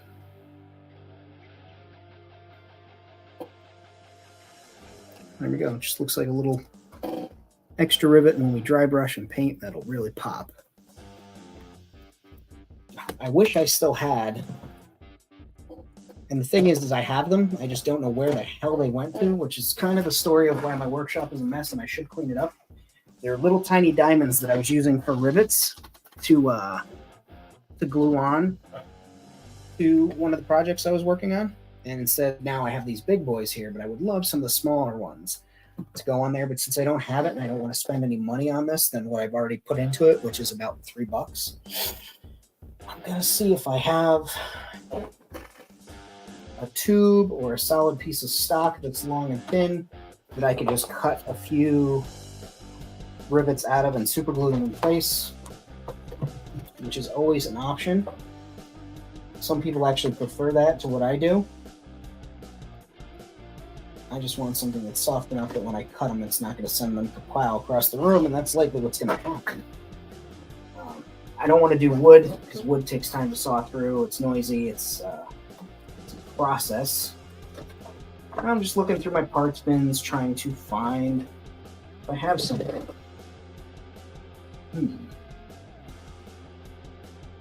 I bet in my workshop I do. But that workshop's downstairs, and I'm not going down there. So, we're going to think. We could do the pin vise, which doing that with the pin vise, we would basically be taking the pin vise, taking the smallest bit that we wanted to use, and basically sinking tiny little pilot holes. I guess we could do it on at least one of these, just for a learning experience for everybody. Yeah, that's the size I use. A little bit bigger, because I want it to pop as like very clearly a thing. So, can't remember what size this is. You'll see it. How do I plan to attach the head on the base? Jute twine and chewing gum. I have a proprietary blend. No. I'm going to be using probably a combination of glues, adhesives, and mechanical fasteners.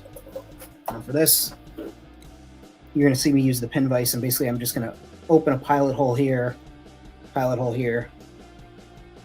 one there, and one there. And then hopefully when I blow the dust from out, it'll look like there's, holes for some type of fastener.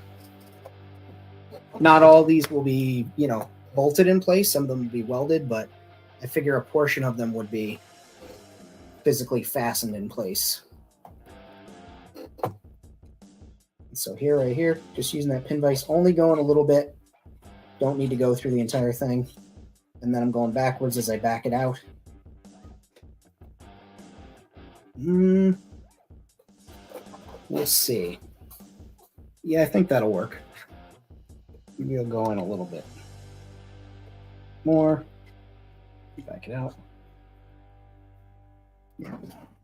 So, see, up in that corner. Probably stand out a little bit better once the base coat and the dry brushing take place.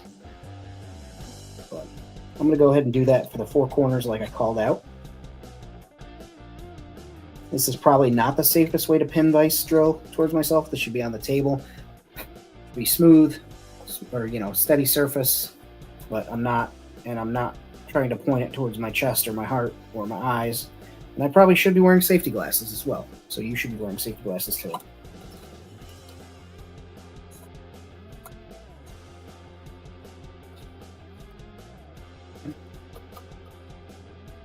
Yeah, we're going a little bit deeper there.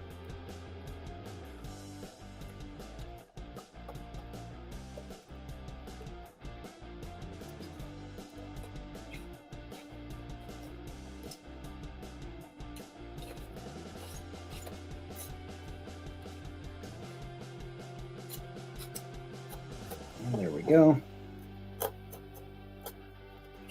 My thumbnail will clear off the burr on the holes, but there they are. 4 holes on that bad boy from Jason Jensen Trains. I think that'll help add some depth. And then let's seal up these panels and put a little work on them, and we'll call those good as well until we do the weld around there. But now that I don't have the CA glue trick, we may have to try something different. We may have to try running a bead of sticky tack. Not sticky tack. Tacky glue. Running a bead of tacky glue in place of the weld that I was going to show you guys how to do, but I can do that in another video. That's nothing. So right here, we're going to take the flame. I'm just going to kiss the foam pieces right here real quick, just gently, like a tender lover. And that 1 mil I'm being real careful on because that shit's thin. Okay. Let me take our little spike again. Go up here, make a rivet. Make a couple of rivets here. Push it in, twist it around. That one will have one there. One there. Same with this guy here.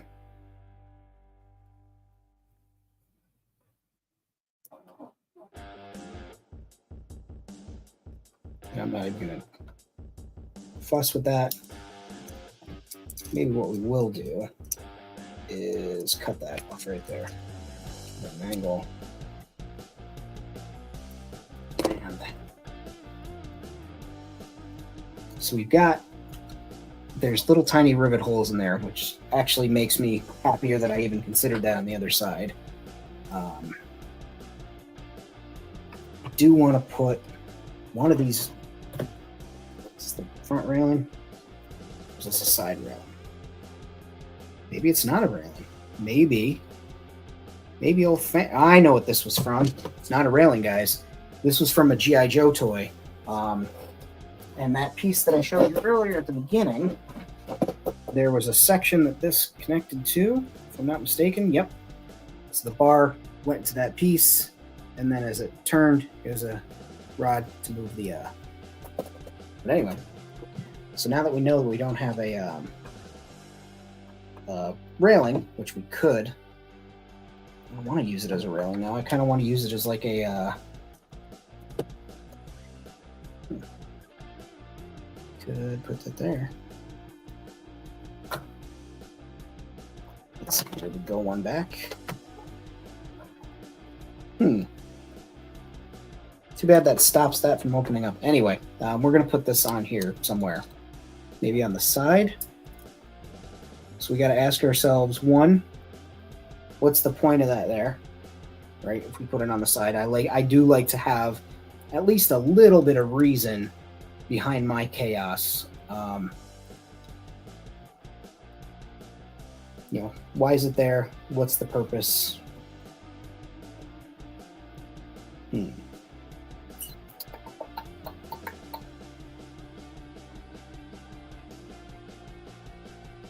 What do you think, guys? Why would you put a railing, aside from obvious safety purposes? Why would you stick a railing on your, your ship? Maybe something to lash onto. I like that idea.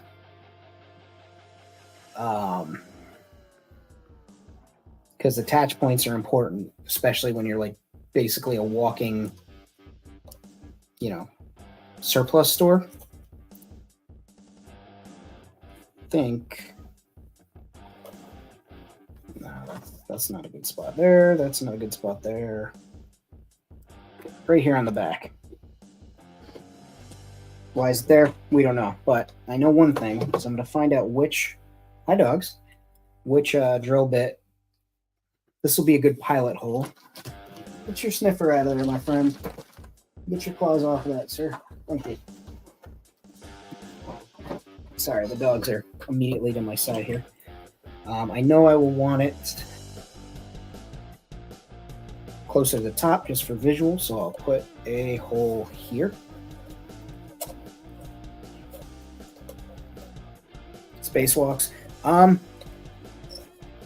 don't know that this ship will go to space. I don't think it's a flying vehicle, but I do like the idea for mooring and anchoring. Shouldn't be in the way of the base at all, no. And I'll show you the base in just a moment in case you weren't here for that discussion earlier. It's going to be this guy right here. And we're going to make this into a badass, like basically sand crawler, but tank.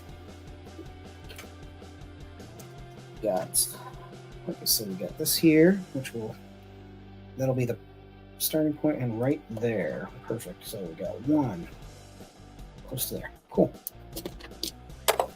And I should measure this, but years of doing it wrong have told me this will be the way that I do it right.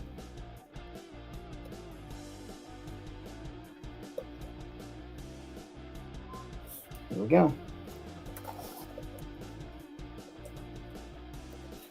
See, the secret I'm not telling the audience at home is if I mess this up, I can just cut the piece and glue it in place, and no one will ever be the wiser.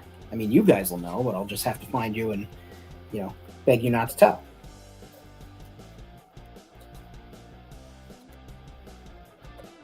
Just keep going until I punch the hole. There we go. Damn, I'm not through yet. There must be a thicker piece there.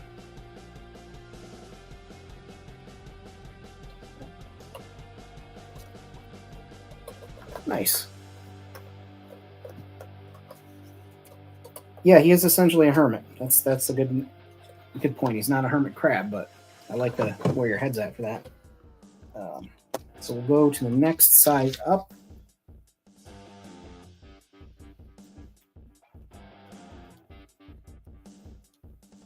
Yeah, I saw they had those his tanks at Ross for $12, $12.99. I got mine for $5 at Walmart, so I couldn't bring myself to buy another his tank. I got 3, which is more than enough, especially when they're going to be Imperial vehicles. Those bastards already have every advantage in the book.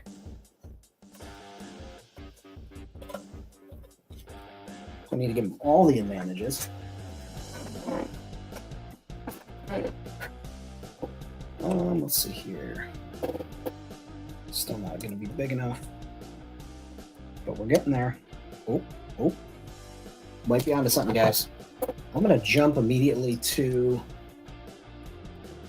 the second to last biggest size that I have here for this. I know this will actually, I would take it to exactly where I need it to be. Yeah, the first one I got didn't have the trooper in it. Somebody took it out and returned it, which is fine because I got a his tank out of it. And then I have the 2 troopers, but I'm not a, you guys know me, not a G.I. Joe guy, so they mean nothing to me. Like, I'll probably cob their armor off and their helmets, but their bodies can go hang out somewhere else. There's no hiss here. Not today. Perfect. What'd I say? So that'll be the perfect. And bickety bam. I'll probably pop that out to put a dab of glue in there, but we now have like some type of railing.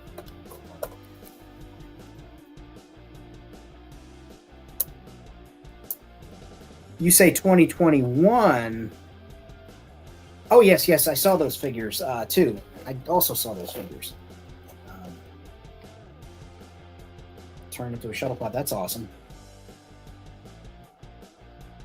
Got the blue. Got the blue. That's what it was. And then we'll just stick this guy up in here.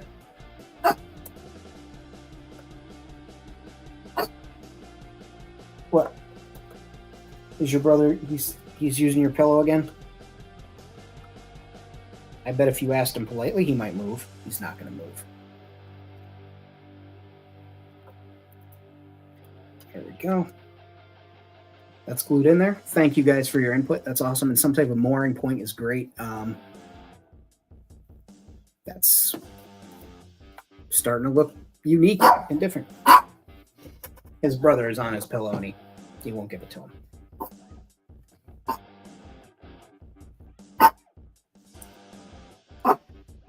Sorry, guys. They're just dogs being dogs, baby. Dogs being dogs. Let's see. If I pop this off, fit up there. But I do like the idea of being able to close it. So maybe I glue this.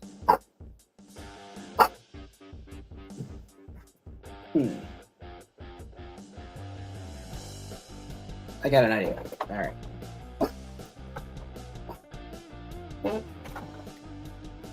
I can't help you, buddy. This is your fight. This is your pillow. That's your brother. I don't want to get tied into one-on-one hand-to-hand combats. You and your brother, it's up to you guys. No biting, no hits below the belt. Want a good clean fight? Just behave yourselves.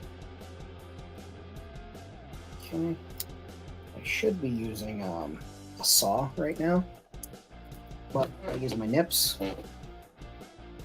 This might work, this might not work. I genuinely have no idea if this plan is going to work.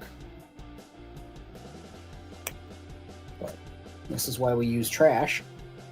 This way, if we make a mistake, oh well, it's garbage anyway. Right. Glue that on there. Yeah, now we're getting somewhere. I can glue that on to the lid of this thing. And, yeah. Still be able to open and close it. So let's take that off. Gonna go ahead and use my famous nips. Not the ones that you see on my OnlyFans. Those nips are different. I'm famous for other reasons.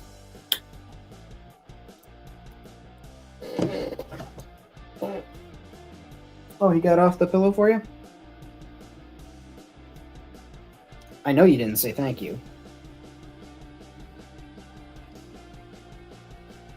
Now his brother's just sitting there staring like, damn, I really missed that spot.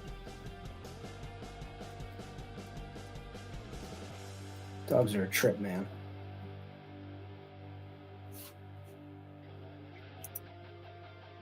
Yeah.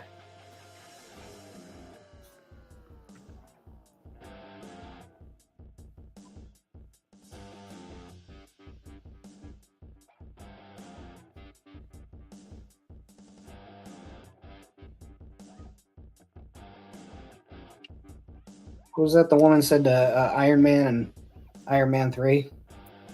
A few cheap tricks and a one-liner. And he goes, yeah, that could basically be the title of my autobiography. We found the title of Bjorn's autobiography.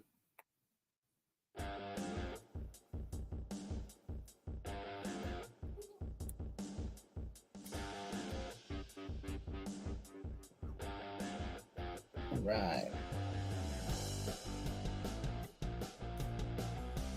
And I apologize if you can hear my dog licking himself over there. Apparently, he needs to give himself a good bath. Good for you, buddy. I'm proud of you for staying clean. We want to encourage the kids to clean, not stink.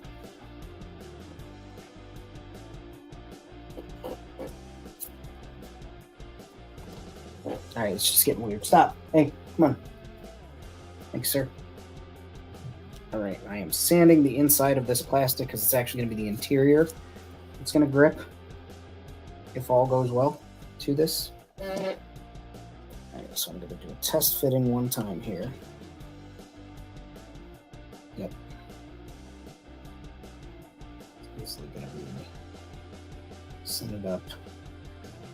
Plant.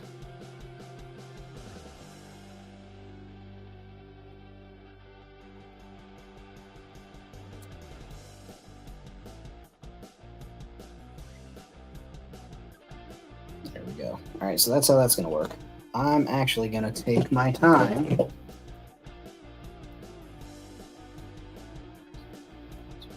That's awesome.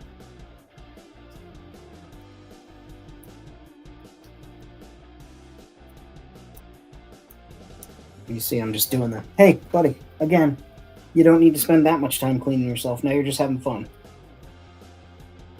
Yeah, talking to you. I'm just giving this some tooth on top of the sanding. I feel like this will make me feel a little bit better for what I'm about to attempt.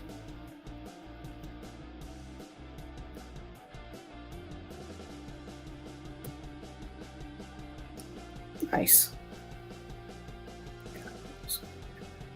It's gone now. He said, F that.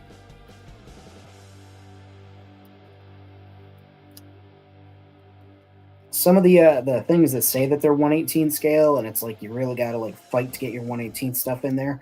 I just realized I can paint the windshields black, cockpits black.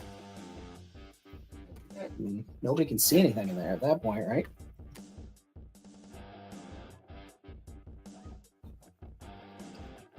All right, here we go.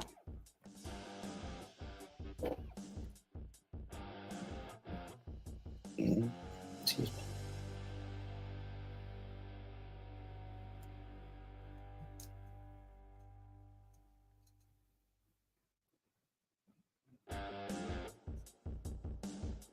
Just put this bead of super glue right inside. All right. Now, this is going to be fast science here. Basically, I have no idea what I'm doing, and I need to do this and not mess it up, right? So that's going to be the exterior. That's the interior. That's lined up for the middle. There we go. Oh, see, I already fluffed it up. Well, maybe I didn't.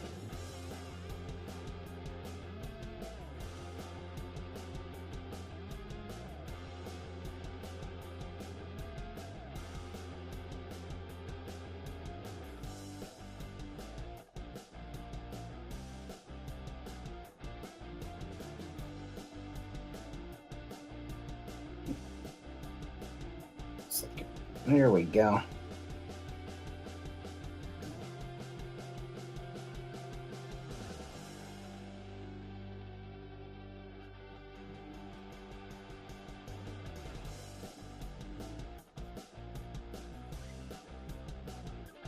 This may not want to bond, like at all.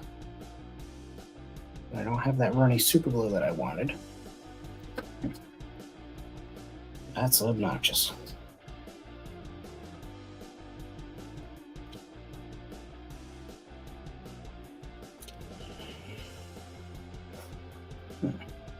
There we go.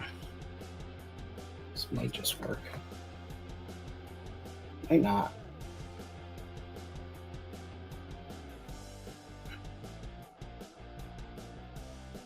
There we go.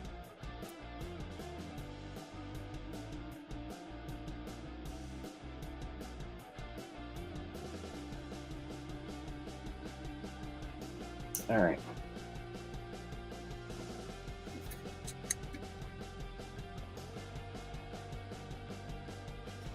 rest assured, when you guys watch the playback and you're like, damn, the guy Famine keeps saying, all right, who the hell is he talking to? I also have no idea who I'm talking to sometimes.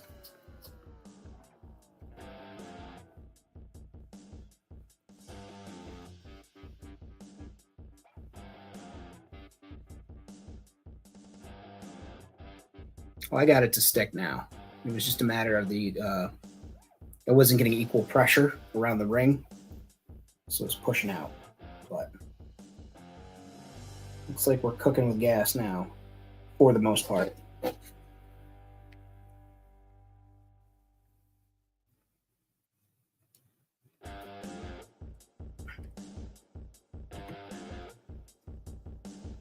There we go.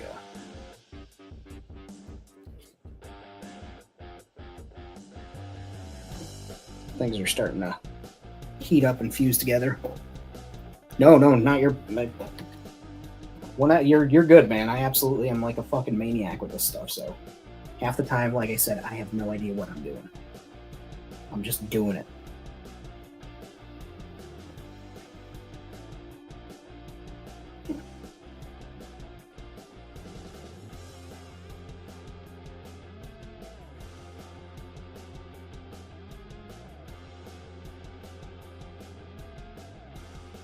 I'm gonna put a little bit of glue on the inside.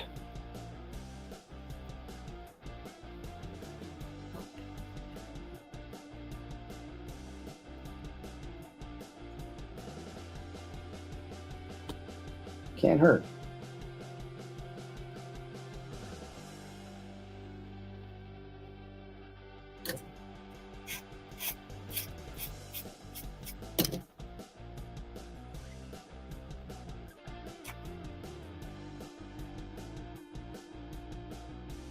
Okay.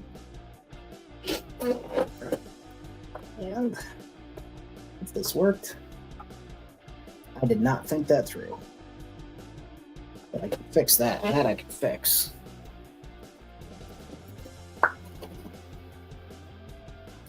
When I close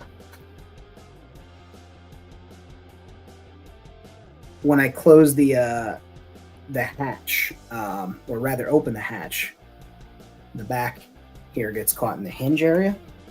So what I'm going to do is I'm actually going to cut at an angle towards the actual rim of the existing piece that does fit, and I'll just sand away until it fits the way that I need it to.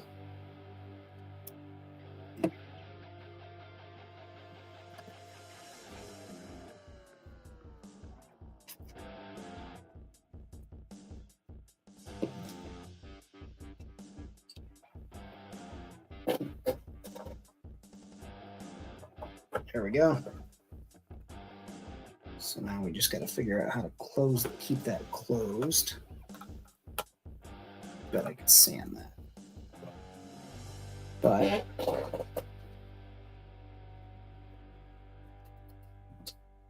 we have a little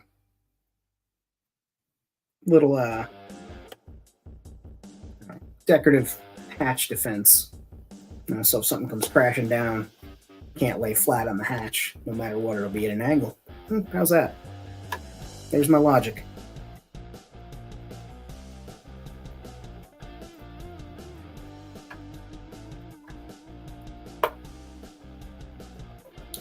Alright.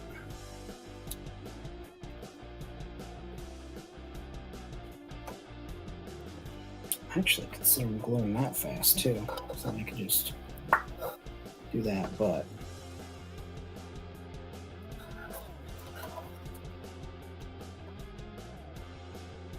this just doesn't want to adhere. This one spot.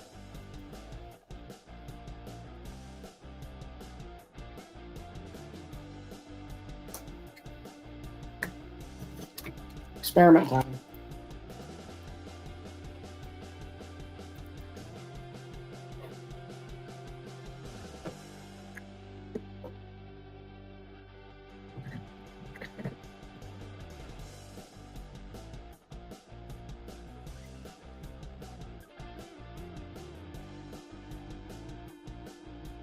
Why'd I do that? Because sometimes you got to know the answer to your own dumb question. You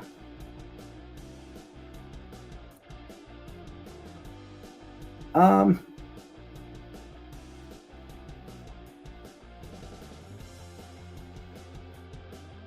Bjorn, you could that's a great question.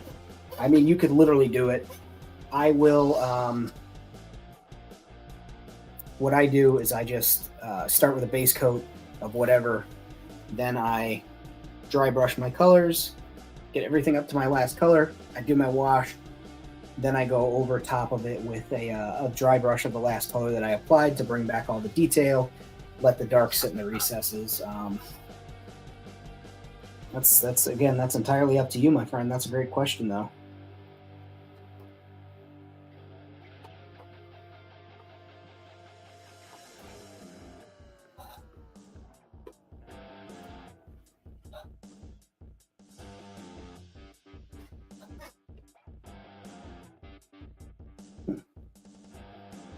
Doesn't matter. All right. So we got these.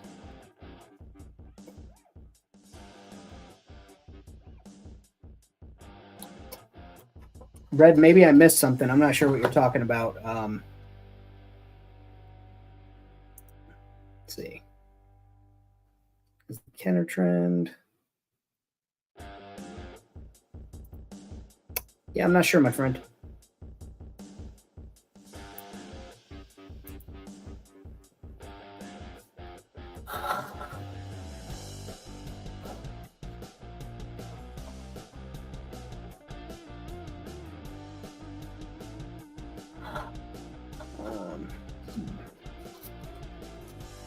I think we want to put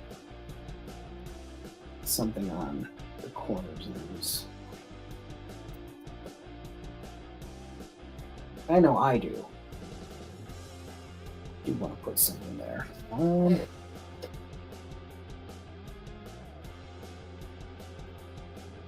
Some one mil? Yeah. We'll do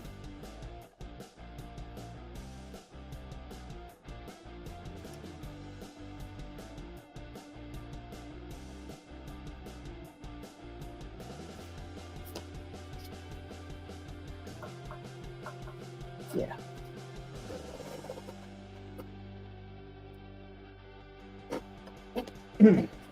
So we'll tank tread. Gotcha.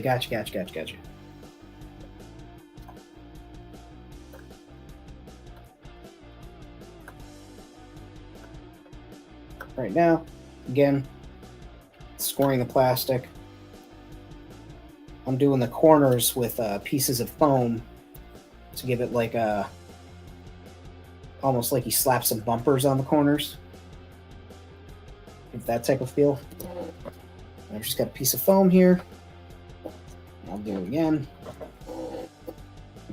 The foam on the, well, do it a little different this time. A little bit on there. Smear it around.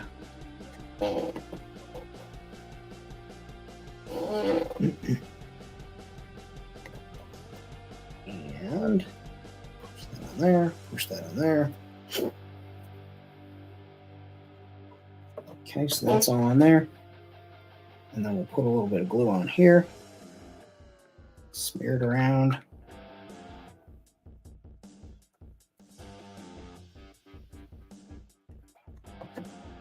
And just drop that right down there, right down there. Any squeeze out's fine. And wait until you see what we're going to do. All right, Bjorn. Enjoy your evening, my friend. Obviously, come back, check out the replay when you have the opportunity to. Continue, catch the exciting conclusion of this as I continue building here. I say exciting conclusion. It's a Monday, but I do want to show you guys a couple of neat tricks that you can do with EVA foam.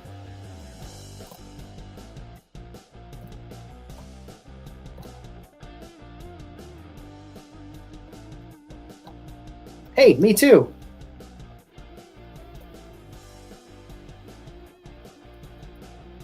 I enjoy the Delta 8. And the Delta 6. That's also enjoyable. Or it's a combination of 6 and something. I don't know. Let me see.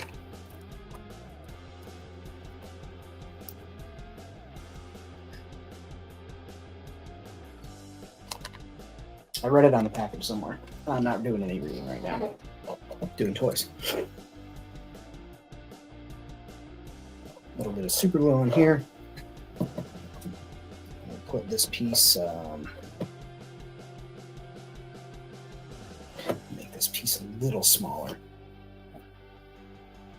Just again to add to the jankiness of it. How beautiful. So we'll put that on there. Super glue again. Give it a little pressure. Let it stick. And then for this side, super glue again. A little bit on there. So if there's any squeeze out, just adds to it, baby. Okay, here's where I'm going to make a quick correction.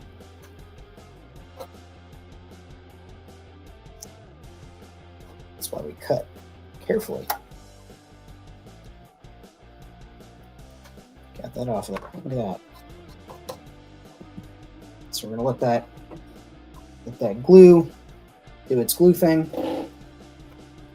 And then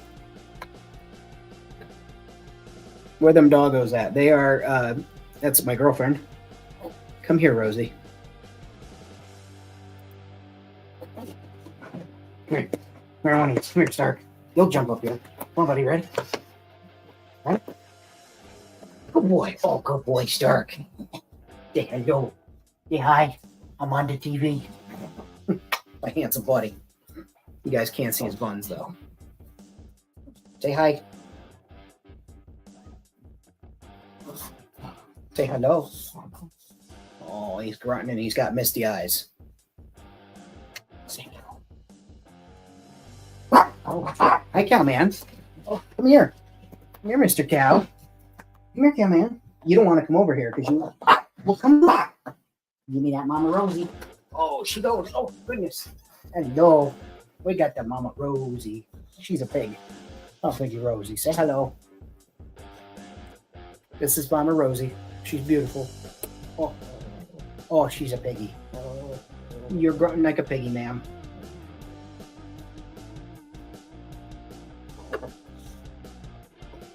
Oh, yeah? Oh, okay.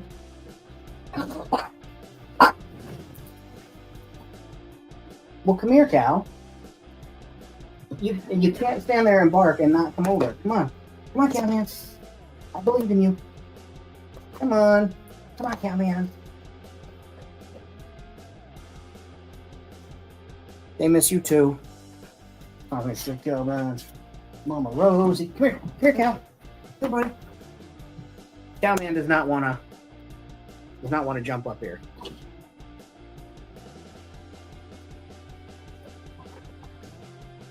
Hi. Hi, buddies. I tried. So, like I was saying here, we got the, and they do miss you too. When you left the other day, Large Demon and Cowman. No, he's just opinionated. When you left, Stark did his goofy, you know, but he did like a big, long, multiple goofy noise. It was very cute, but also like kind of startling. I was not expecting that out of Stark. Let's see here. Let me get another piece of the orange foam, and we're going to put some additional corner pieces on here. What are you doing, buddies? You want to help me with something, Cowman? Or I could do... No, we'll do the foam blocks. Yeah, he's having none of it. He's already hip to my game. I've just tried 3 times. Yeah, he's opinionated. Come here, you knucklehead. Come here, Cowman. Come here. He's like, no, I'm going to get on my pillow. You come to me. And then I'll run away to the other side of the room. So, like I said, I'm going to use a piece of this orange. So I'll get a good strip of it about the same distance across. You guys see, I don't measure because I'm me. You return that to the pile over there. Basically what I'm going to do is I'm going to make additional little pieces, 2 for that one, and maybe just 1 for that side. No, that's Miss Blood Honey. That's Kenny. She is not a Mrs. Famine, although she is the Empress of Castle Famine. So there is that. But if the question was because you wanted to give her money for putting up with me, give her some money. She can drop her PayPal right in there. You know, I've got the Ko-Fi link scrolling across the bottom. But, you know, if she's got to put up with me and you guys feel bad and you want to throw her one, that'd be great. But that is my girlfriend. She's the best thing that ever happened to me. So we give her all the props. Better than a famine, that's for sure. Okay, so that's what I meant by the, like we're putting pieces on there. I'll do 2 on this one and maybe 1 on this side. Haven't quite nailed it down, but that's really the look I'm going for with these. And I don't know if you could see from the camera, but I gave that a 45-degree bevel. So even when we open it up after the final trick that we're going to do with this foam,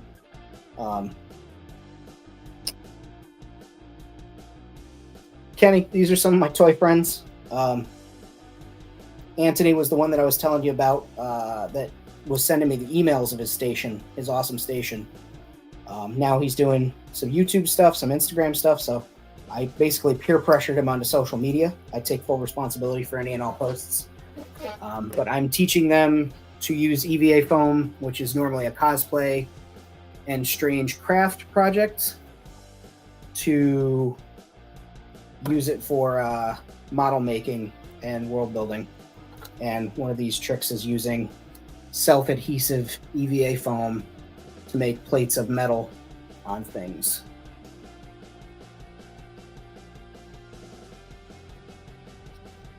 And so that's what we're looking at, guys. Because again, this is going to be the front of the beast, so it's going to probably be more armored. And Bjorn is the gentleman that is constantly waiting for our shows. That's always there first, always beats everybody out. I've had to like surprise my show on him just so that I could get there first. So, you know, because I had the key to get in the building.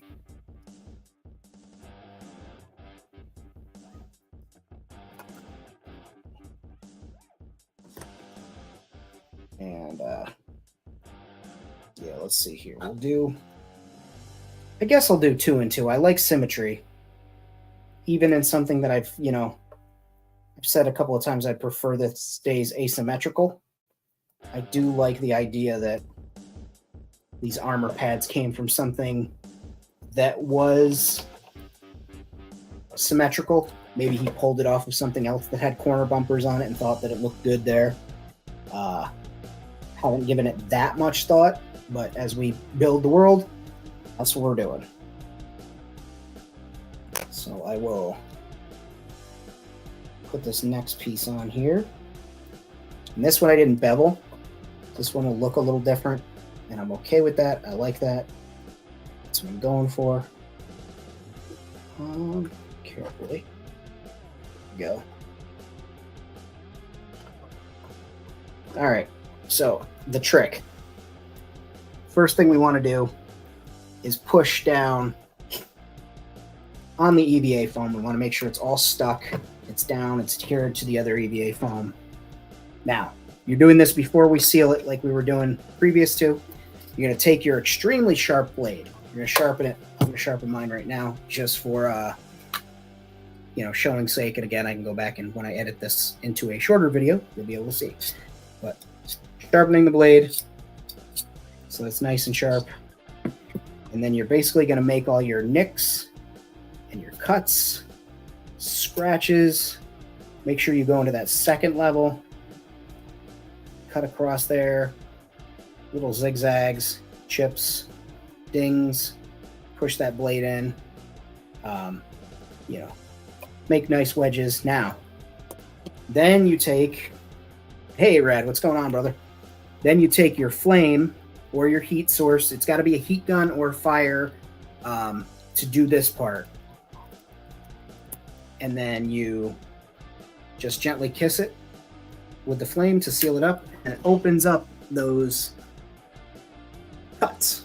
So now you got some place where the wash can run into there and sink in, and then when you put the metal over top of it, it's going to pop. And we're just going to do that on this side as well.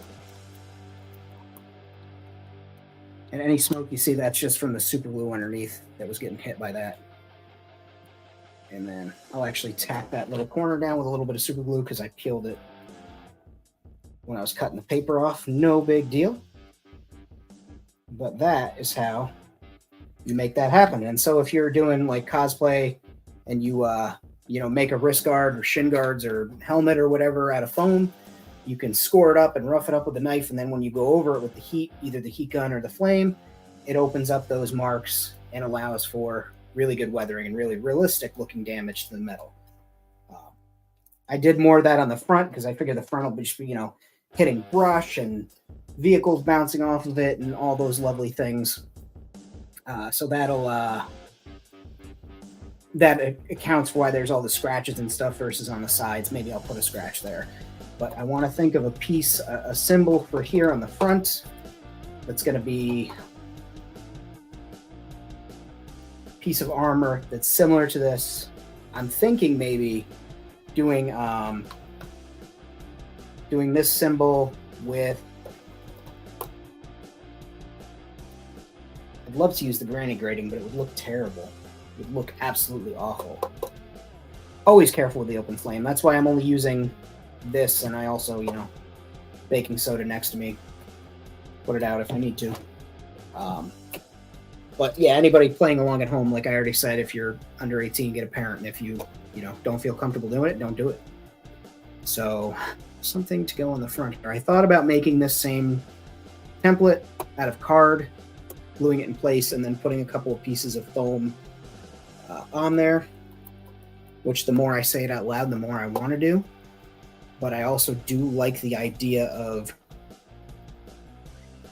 doing a couple of panels of foam or a couple of panels of plastic. Have anything that looks... Well, I got these right here. Let's take a look. I also have those pieces. That would have been something for the tusks, the jowls.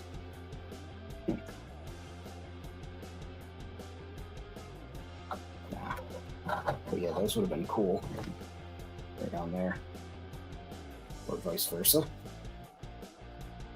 Future piece.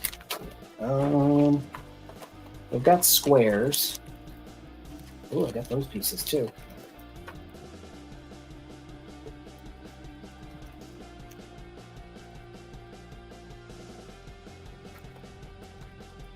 Yeah, so if I could find another one of these, I might use that. Because that's, maybe I'll just use one.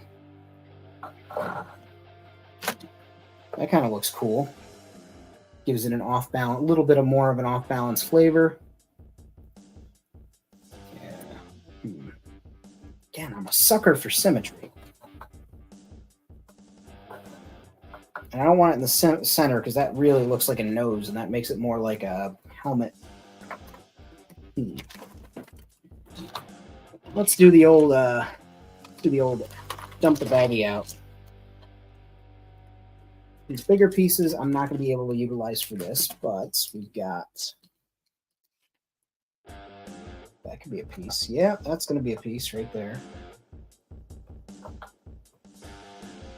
And then we'll do... If I have another one of these, which maybe there's not one. Oh, wait, yes there is. All right. We're on to something, guys. We're on to something here.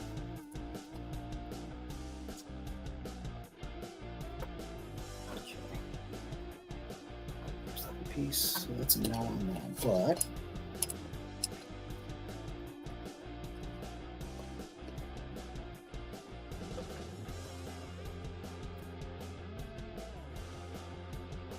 too much like a face. One thing at a time. We'll do these little guys first. This is a case of I'm going to put some scoring on here, some marks.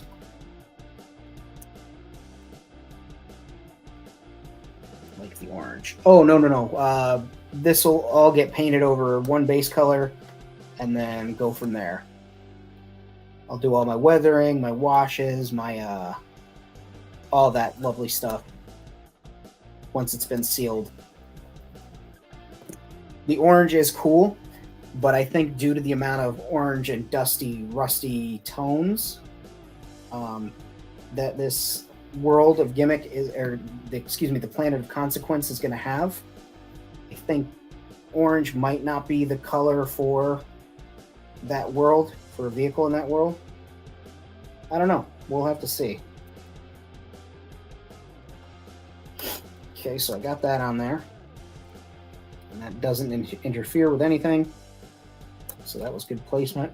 I'm going to do it on this side again, on the opposite side. And I want those to look just like, extra plates of armor, extra heavy plates of metal put over these hatches. So again, if anybody tries to get in on him while he's sleeping, any ops try and take him out. Nah, not this guy. There's a reason that he's as decorated in the community as he is, and the reason that people respect him enough to not rob his little caravan, or if they try, they're smart enough to know when to quit. So I don't know if you've ever been shot by a Jawa at 100 yards from an ion gun, but it doesn't feel good. TST extra armor. Yep. Creepy Bowen, hello. Good to meet you. Thank you for stopping in. All right. Yeah. So it looks like, weird little eyes on this guy. Extra armor. And then I guess for the front plate there, I will do... Let's see here.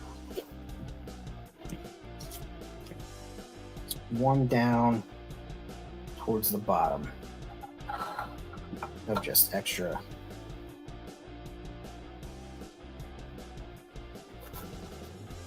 One right up the middle. Yeah. No, because that looks like a big old nose. Maybe I need to leave that blank.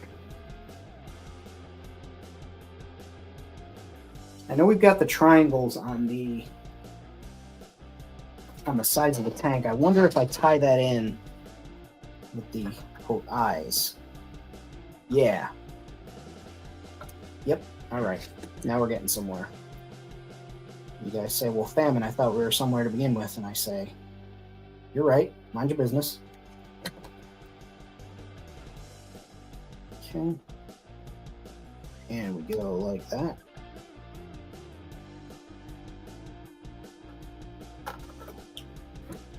Okay, we do the same thing over here.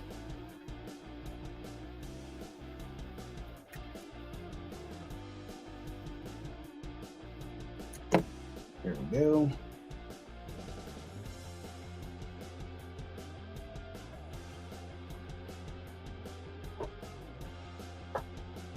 Okay. And we'll put little, we'll do rivets and stuff so that looks like metal, but then we've got some armor on there. Still feel like that's missing something. It is going to be decorated, but just doesn't feel significant enough. Like, if I was sleeping in there and that's where all the computers are and stuff, if you're inside the, you go ahead and open the entire hatch, right? Oh, all right, neat.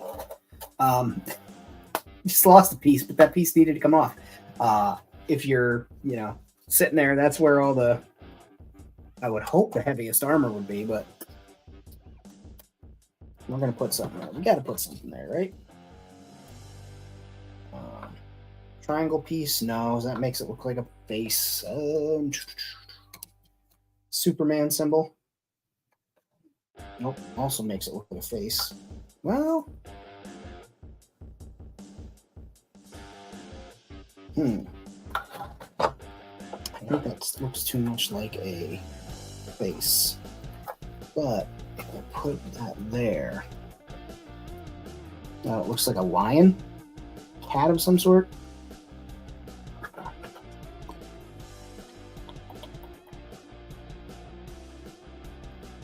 Yeah, I'm destroying this Walmart figure. Cracks and scratches. Yeah, I'm gonna definitely scratch it up and weather it. I'm just trying to think like something's gonna be strung across the front of it. All right, I'm overthinking the front part. I'm gonna stop overthinking the front part. So, just taking a look at this. I want to look around it one more time, see if there's any. I guess I'll put a piece of armor right there too. Because why the fuck not, right?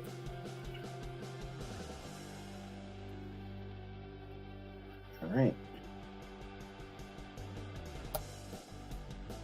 Yeah, we'll put that on there. Give that some scratches.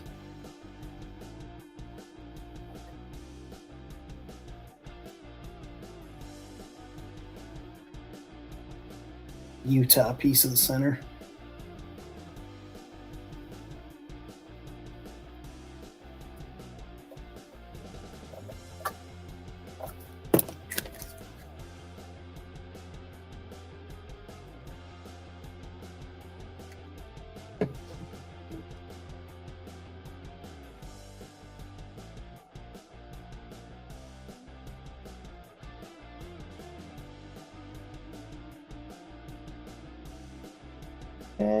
No problem, man. Thank you for stopping by the stream. Thank you for being here. I know you're always on all our streams. It is always appreciated, and it's good to see you. Hopefully you get home safe. And we'll see you next time, my friend.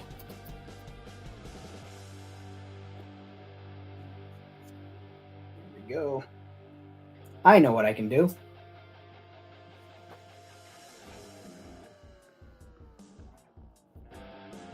I think I'll give the illusion. We'll do the same thing we did with the board on the other side with the pin vise. We'll just do it into the plastic on the front, and then when the wash gets in there and everything, it'll look like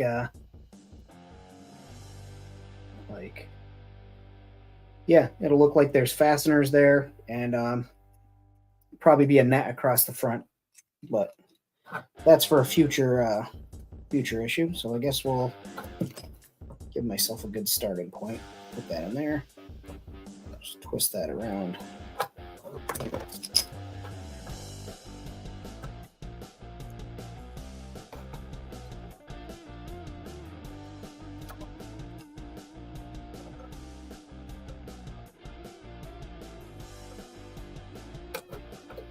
There we go.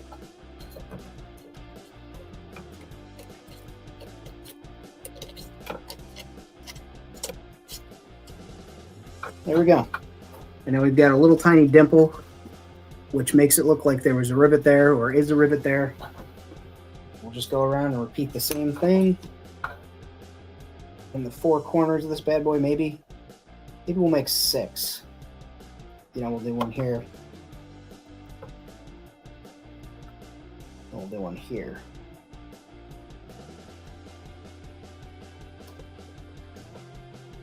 Cool. So let's start it on the next one. Whoop, whoop.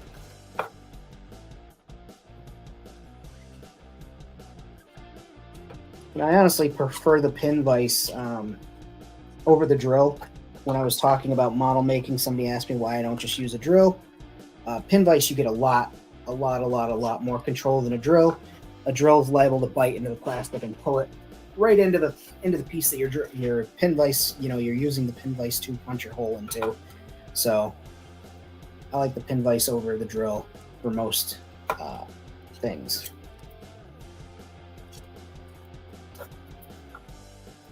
Nice.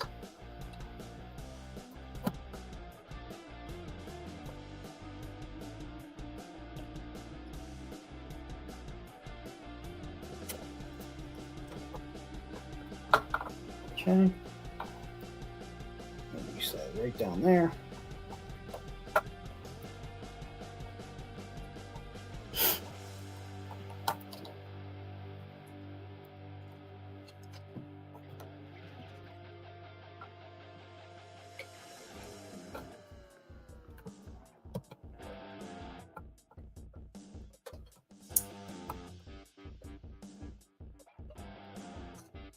No problem, Anthony. Have a great night, my friend.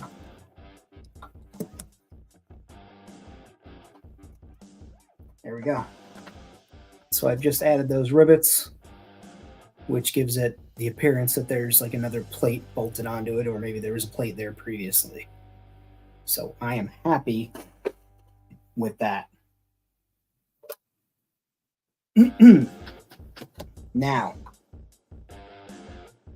I thought about putting weapons on the outside. I don't want that because I've got the big tank. If he needs to shoot, he's going to pop out of the hatch or swing open one of the windows and take his pot shots from there.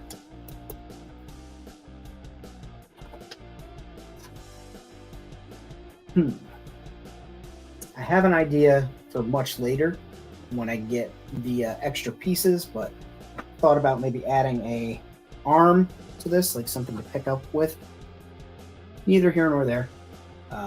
Just something for me to think about in the future, and you know, if I say it out loud, maybe I'll come back to it and do it. Let me put one more. We'll glue that there. Yeah, why not?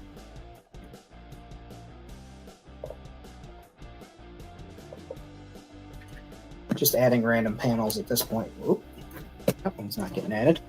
Adding random panels at this point just to add visual interest to certain spots that I think look a little bare, that you'd want to have extra panels like on the back. Maybe the panels repair something or connect to something. Why not? So we've got this done. I think that's all greebled up. I think that's as much as I'm going to do on this. I guess I could start scratching and scuffing a couple of spots to do, quote, damage to this, and I can do a little bit of cleaning up here while I think about how I'm going to do that, or which direction I'm going to take that. So what is everybody else up to this evening? I know it's Monday, so probably, we're not all getting ready to go out to the club. Although some of you guys live pretty wild lives, so you might be.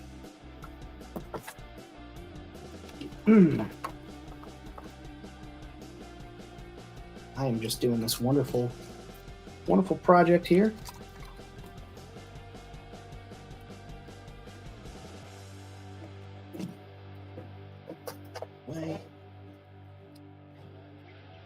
These pieces.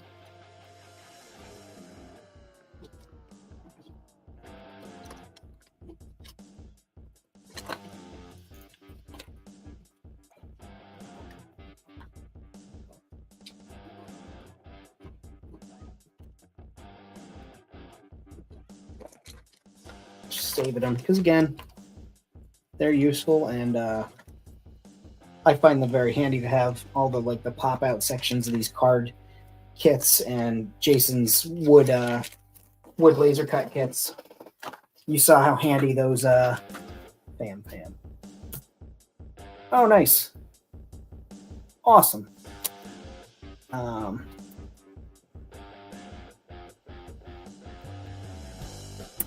Yep. Yeah, I've been there. My phone has so many screenshots because that's the only way I'll remember is to go back and look at the screenshots. But as I was saying, I saved these damn things. Have come in handy so much, and I recommend you guys save your Graveleys or your pop outs and offcuts too. So speaking of offcuts, let's just clean this up. All this FOD. Famine, what is FOD, you ask? Well, FOD is considered foreign object of debris, and it can be deadly. I learned that from my old job. Nobody died, but FOD was a big concern in my old job. All right. Let's see here.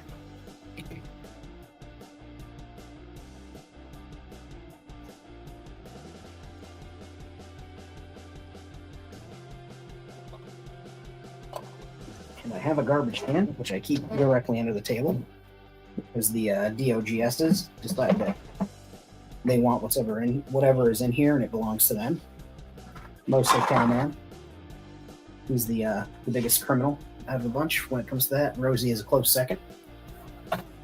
Yeah, I'm talking shit about you guys. I love you. You're very cute. Put away. The granny grating back in the plastic bin that I had down here, full of plastic parts. We'll keep that. Still got a whole good side on it.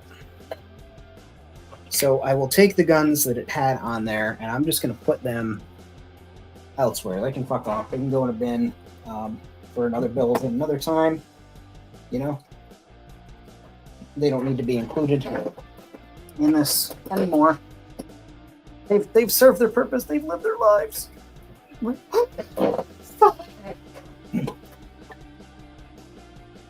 So, I'm thinking this isn't going to need much in the way of plate armor and stuff, but I probably will. I don't know why I put all my shit away, but I am me. So in this case, this is pretty set, right? So I said I was going to do some scratches and digs and whatnot, so I guess I'll show you guys how to do those. X-Acto blade. How... I was going to say, how crazy do I want to get? I'm not going to go super crazy, because I want this to be like, he got this when it was in pretty good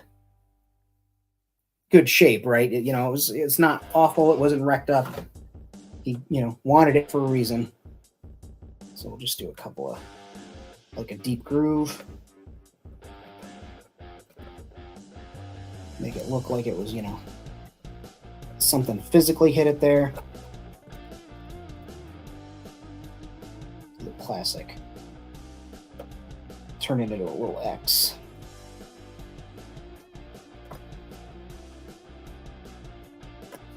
There we go. Scratches here and there. Right here around the jowls. I'll actually dig out a couple of dings. You won't be able to see it until I weather it, but it'll look like it's been banged up against something. Some type of metal got snagged. There we go. A couple of good scratches over here on the side. Maybe if you're careful,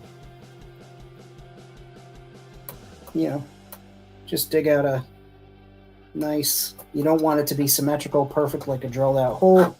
So you just favor back and forth again. If you're under 18 or you don't know what you're doing, you don't feel comfortable, either get assistance or skip this step. If you feel talented enough, more talented than I am, certainly, and you want to paint that hole on there instead of what I'm doing, by all means, however you want. But for that, I just wanted a deep oblong dimple, some type of damage. I'll do some scratches like in this plate of armor here. Show you. I'll go in till about there and in till about there. And that just created a big chip out of that panel, right? See that whiter area? That's the bare plastic on the inside.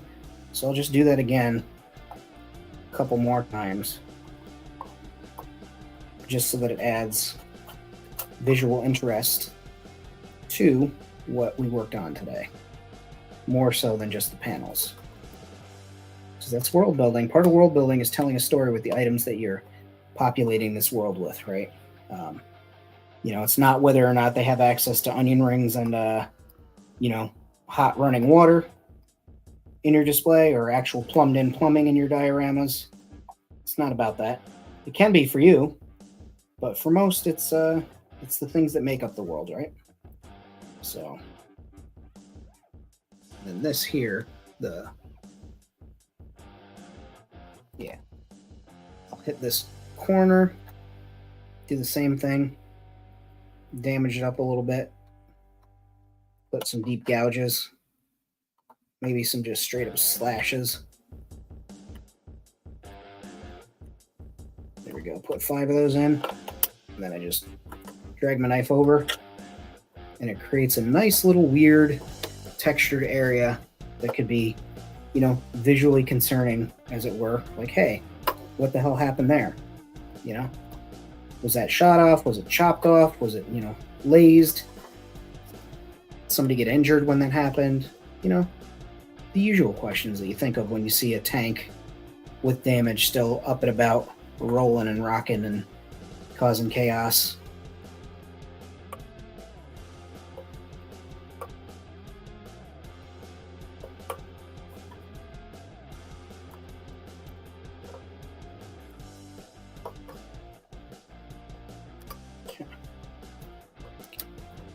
There. Nice, nice, nice, nice. Cool. Do one more over here. Ooh. That'll be a nice dig.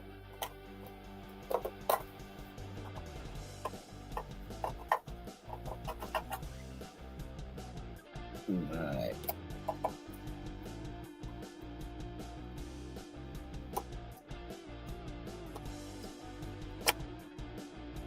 Nice. All right, cool.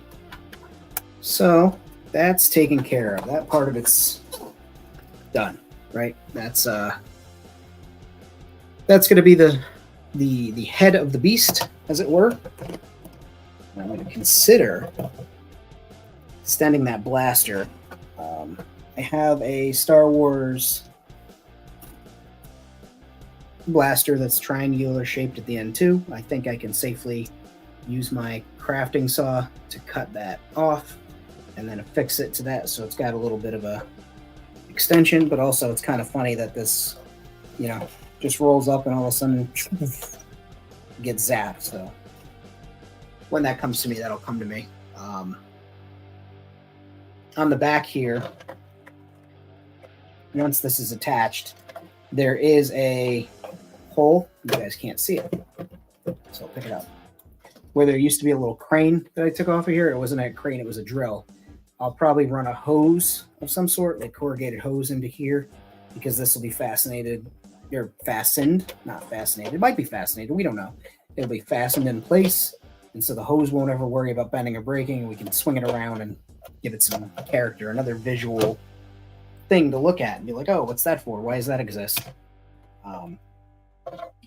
Probably throw some plates on here. Definitely a lot of scratches and dings along the bottom. I may extend this into one big tread, but I kind of do like the idea that it's visually it's separate treads. Like that's, you know, instead of one big sandcrawler shaped tread, it's 4 of them. So it's got maybe a little more play to climb over things as it works its way through the desert. Yeah.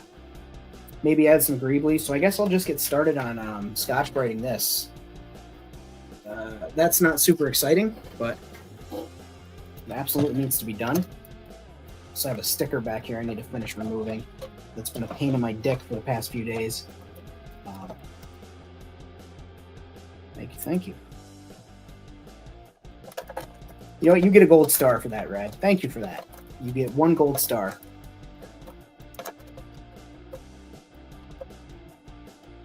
If I can find one, I'm actually going to put a gold star in your package.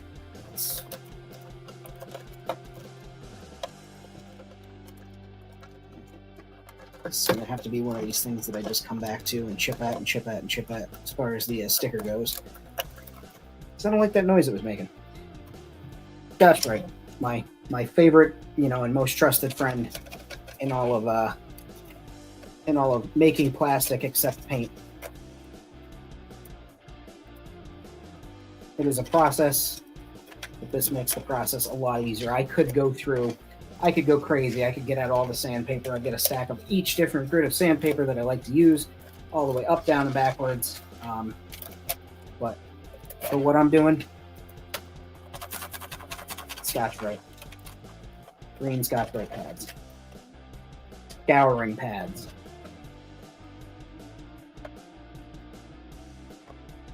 Nice. It's actually just pieces of like 15 different things. You didn't actually print the entire thing. You're just like, oh, this looks cool. Send that to fam. That'd be fucking hilarious, actually.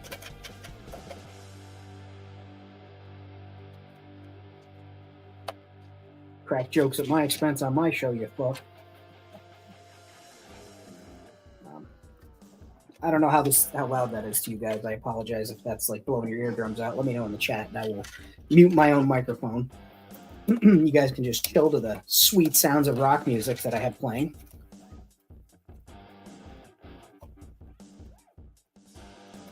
And just essentially, I go until the luster is gone. The shininess is now down, and you can see the scratches and grooves. That way I know that the paint's going to stick to it in those areas, which is what you want.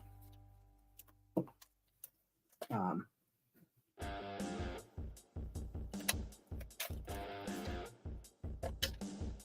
just keep at it. If you have areas that you're really like concerned about the paint sticking to, you can use the nail file, or you can use the sheets of sandpaper.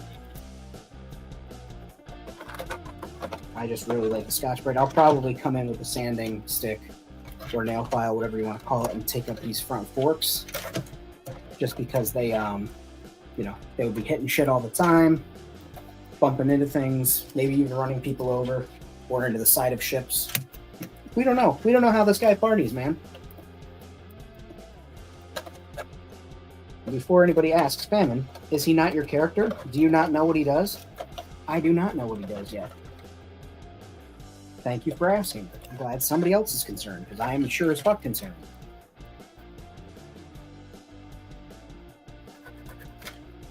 Never seen a Jawa in Tusken Raider garb before, light craft, light fabric. It's not concerning to anybody else. It's concerning to me. And I made the guy.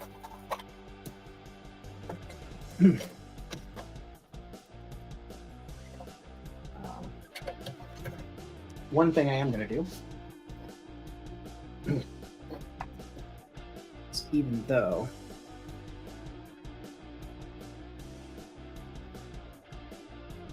though I know that this will adhere there, I'm going to draw, or I'm going to rather trace this, make a template for that to stick on there, just to give it a little bit better adhesion. Actually, I'll show you an old trick I learned in the Scouts. I didn't learn this in Scouts. I wasn't a Scout. But, use my big knife again. My big craft knife. Be very careful. Just gently scoring paper. I'm going to use the straight edge of the paper, so I'm going to score all the way right to the edge of the paper. Just being careful to, like, literally just finger strength. Don't even, worry about if you're not seeing lines when you're making the scoring. It's scoring the paper enough for what we need it for, right? Okay, so I've done that. Now, I was worried about utilizing this internal space. I thought about like dropping something down in there. I'm like, oh, okay, there's a platform. Yeah, it doesn't matter. Because he's not going to be able to get in and out of there in Story World. So I'm just going to take that same standing stick, and I'm doing the top of the cockpit.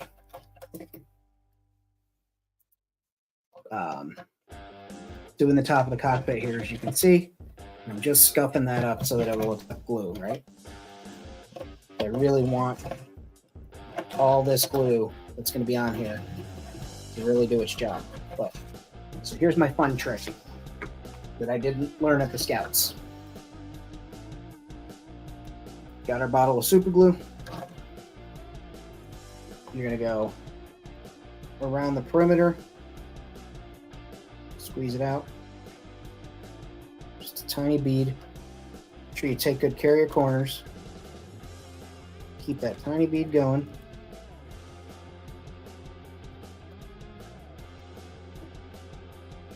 And then a across the inside too. How's this look? All right. Now, using the right angle that we made, take advantage of the existing right angle on here. Then drop that down on there. Face first. Push.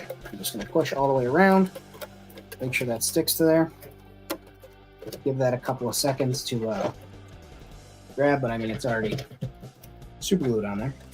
And then, I'm going to turn this upside down. Or we can do it this way. You're going to find the edge. And you'll see I'm cutting this away from me. Find the edge. And just walk that blade along. Okay. That's out of the way. Then we'll go like this.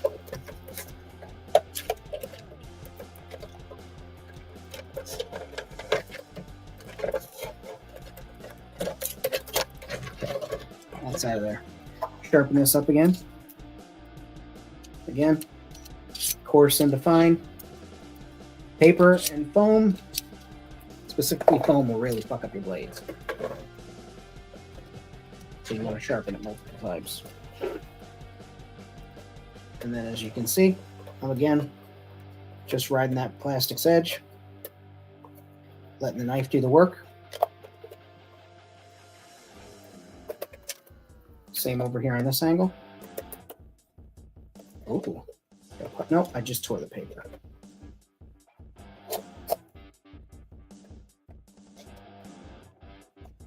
Okay. Got a little bit. If this was the runny super glue, this would be a lot smoother. It'll be a lot easier to sand instead of the gel. Well, the gel is easier to control. That thin shit's where it's at.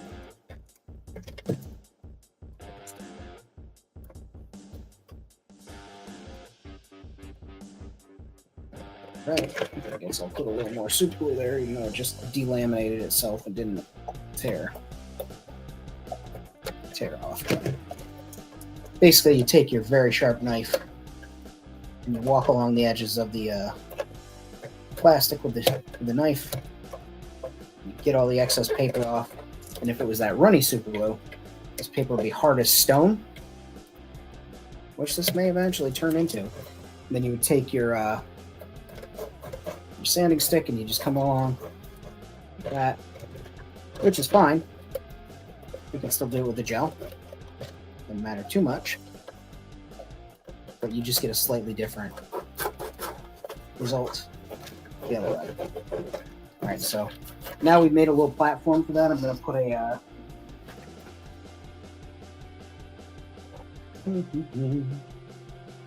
yeah, I'll put a square of EVA foam in the center just for a little bit of extra grab. Because that's the type of shit that we use here at Family Studios. Okay.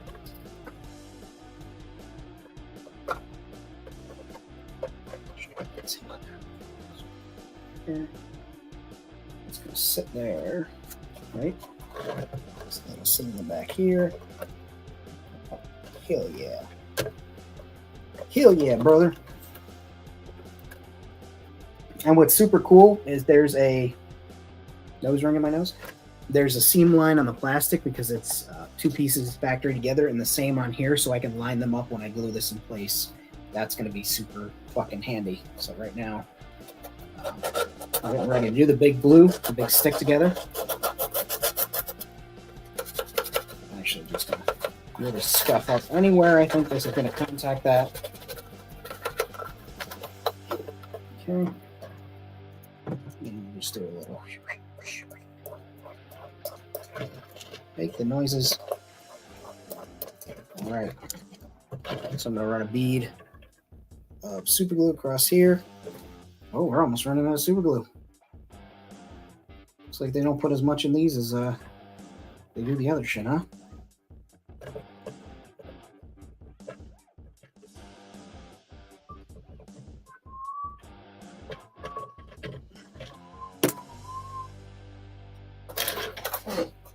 right, here we go. We'll do with the big glue. Here's the seam line. Press. Drop down. Line it up with the other seam line. And press. Okay, don't glue. That's fine.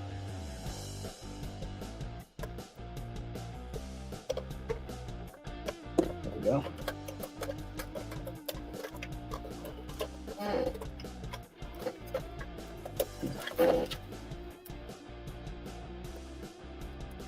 There we go.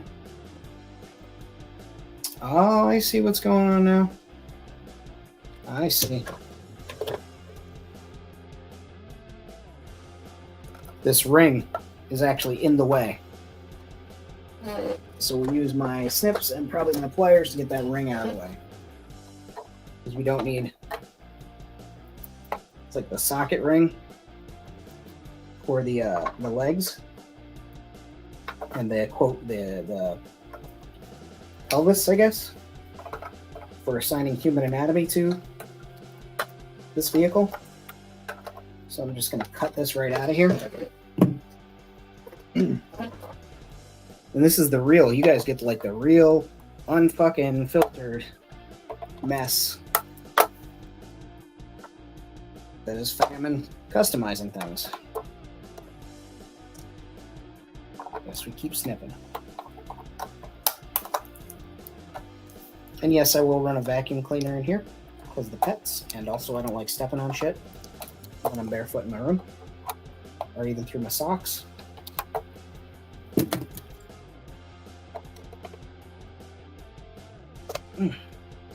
Oh. Boy, kind of hot in these rhinos, guys.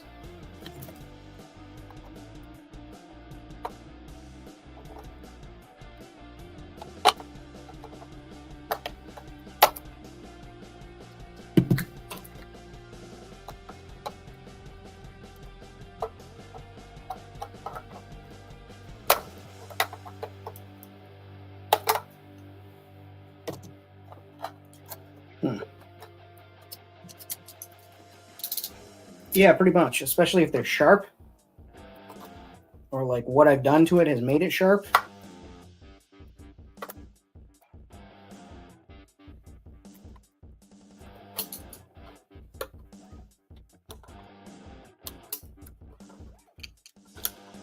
This bad boy just doesn't want to cut.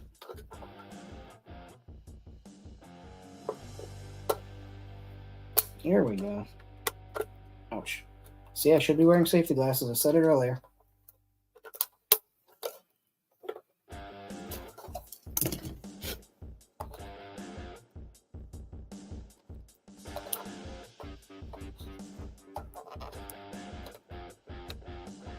There we are. I think that just broke this ring. There we go. Come on. Every time I say there we go, there's like a new level of hell that's attached to this. If I had my Dremel in here, I was comfortable running a Dremel for you guys' ears. See, I thought about heating it up, but I'm fucking lazy. Well, I thought I was through it. Which I guess I technically am, so maybe I'm going about this the wrong way. Maybe I'm trying to pull it out the wrong way. Maybe I'm not thinking this through with my big head. There we go.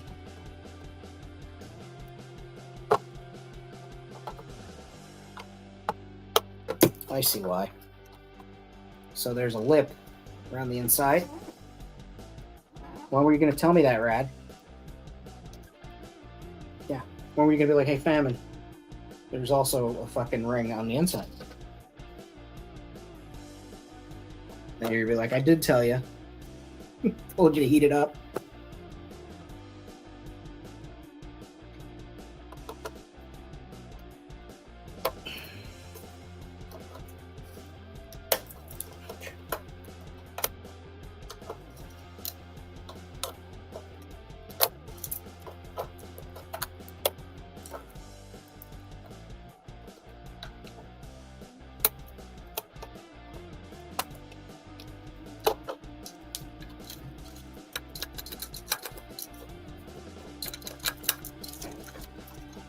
Oh, that's not going to do.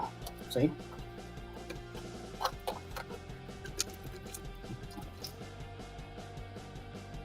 I hate rattling things, so that's going to drive me fucking bonkers.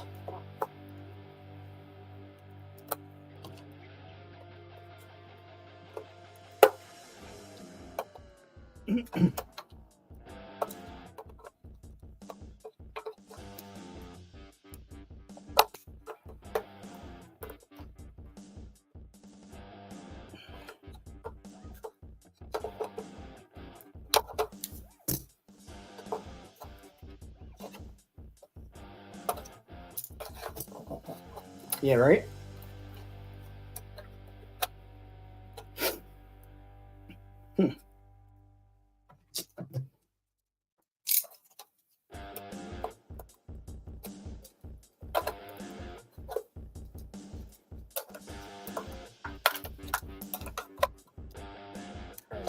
There. It's almost 9 o'clock. My goodness.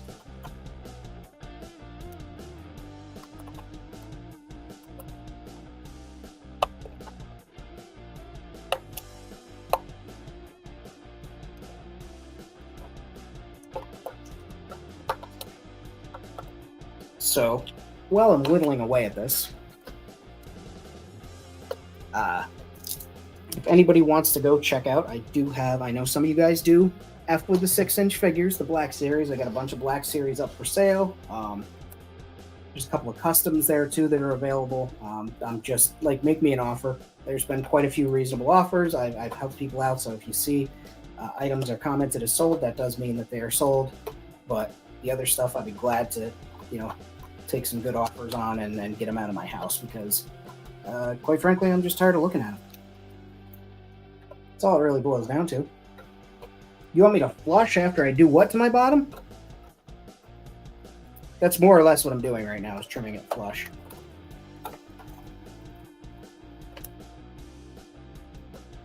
Or attempting to.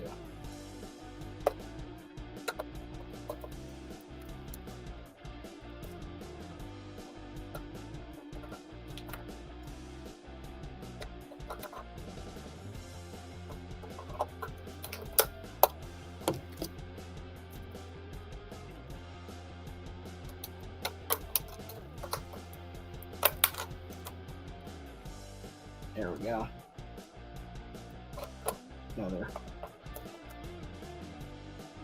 Another level done. Maybe just, well, the problem is not so much filling it in. It's that I need this to sit a certain way in order to adhere the way I need it to. But I did consider that. It's like this thing sticks out proud, and I need it to not be proud of itself. So. There we go. Big piece is coming off now.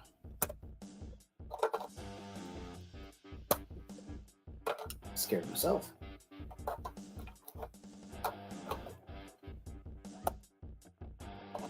Oh yeah.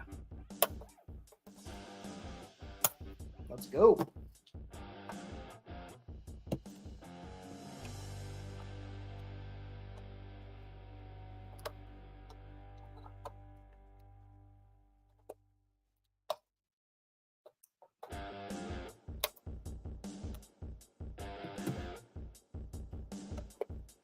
Almost.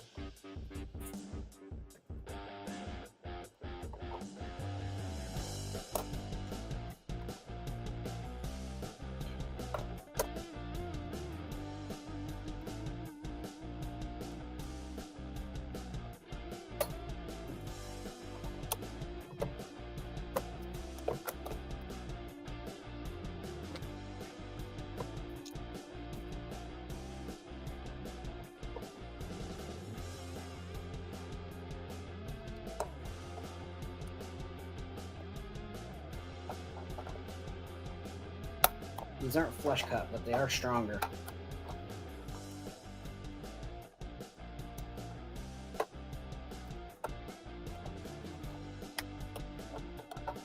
There we go. Ooh-wee. That just means This come off.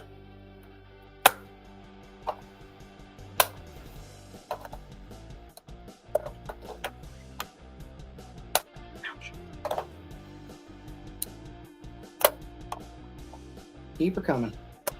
Ow. There we go.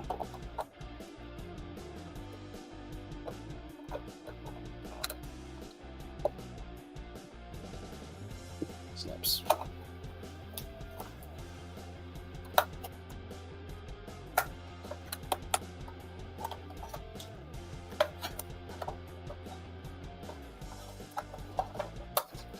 Okay.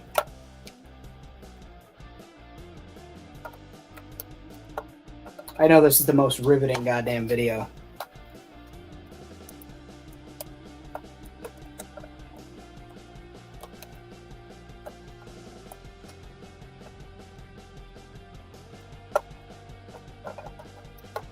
But in case anybody who goes, hey, you should put out more tutorials as quickly as possible.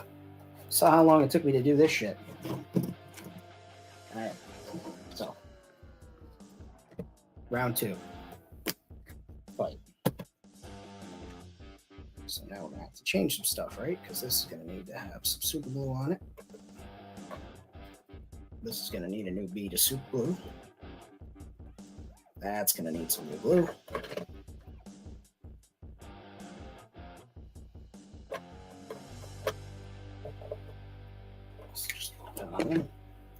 And take 2. Line up the line on the back. Press that down to that. There's that on the front. Nice. Oh. There we have it.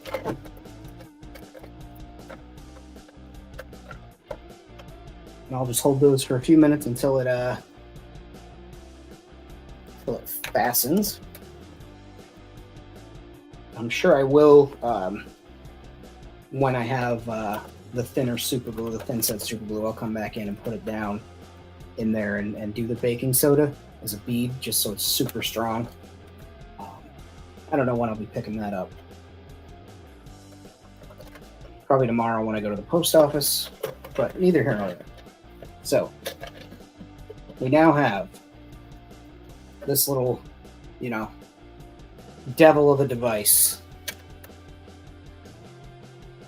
We can put something back here, like I said, like maybe a bin that he collects, you know, bigger pieces in, or a socket for a droid. There's going to be a hose, but certainly like the idea of this tank being a real nightmare for some folks too.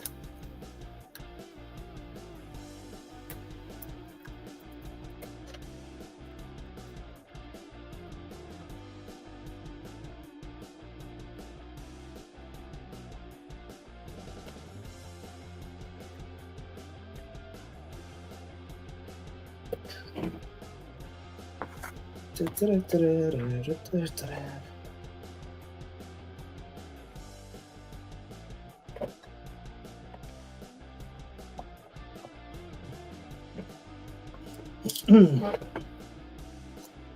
think once this last bit of adhesion has taken place, I'm gonna call it for the evening, make myself some dinner, call my girlfriend, ask her what she thought of the stream.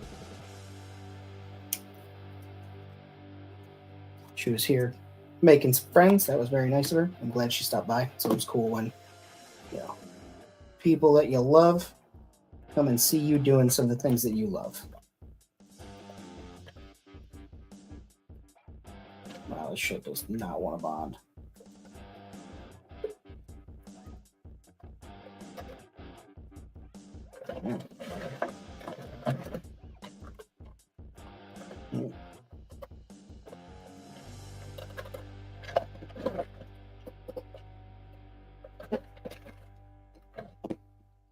Let's see here. This is thinking on our feet. Not thinking about feet, thinking on our feet. Okay? Not that there's anything wrong with that, just not the channel for that.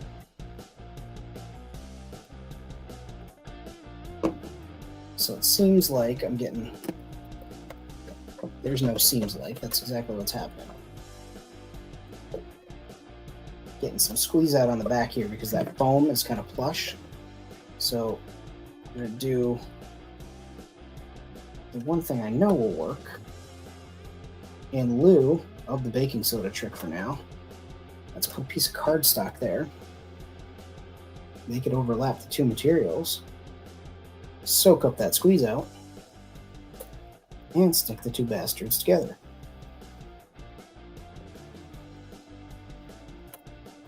There we go.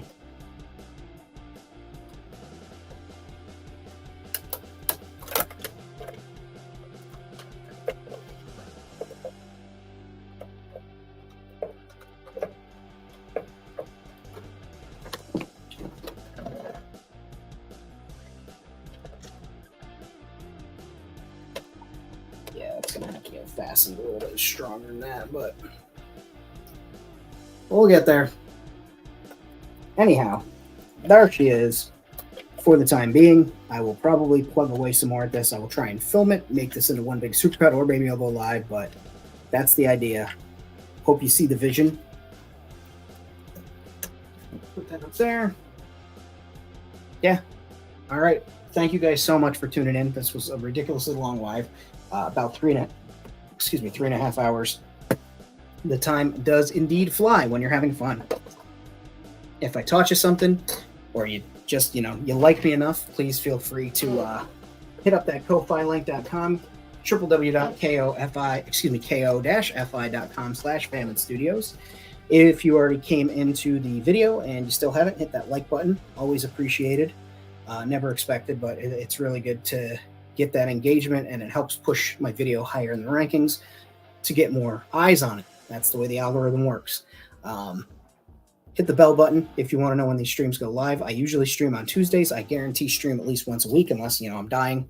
But I just wanted to pass that along. Normally I do Tuesdays, but I may be busy tomorrow, so today seemed like a right fun time to do it.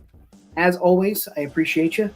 Shout out again to Anthony for today's Zoa. His donation of a coffee through Ko-Fi helped keep me wide awake and getting this shit done. I appreciate you guys for coming in. I appreciate you watching. You guys have a great night. Be well. And as always, too sweet me. Take care, guys.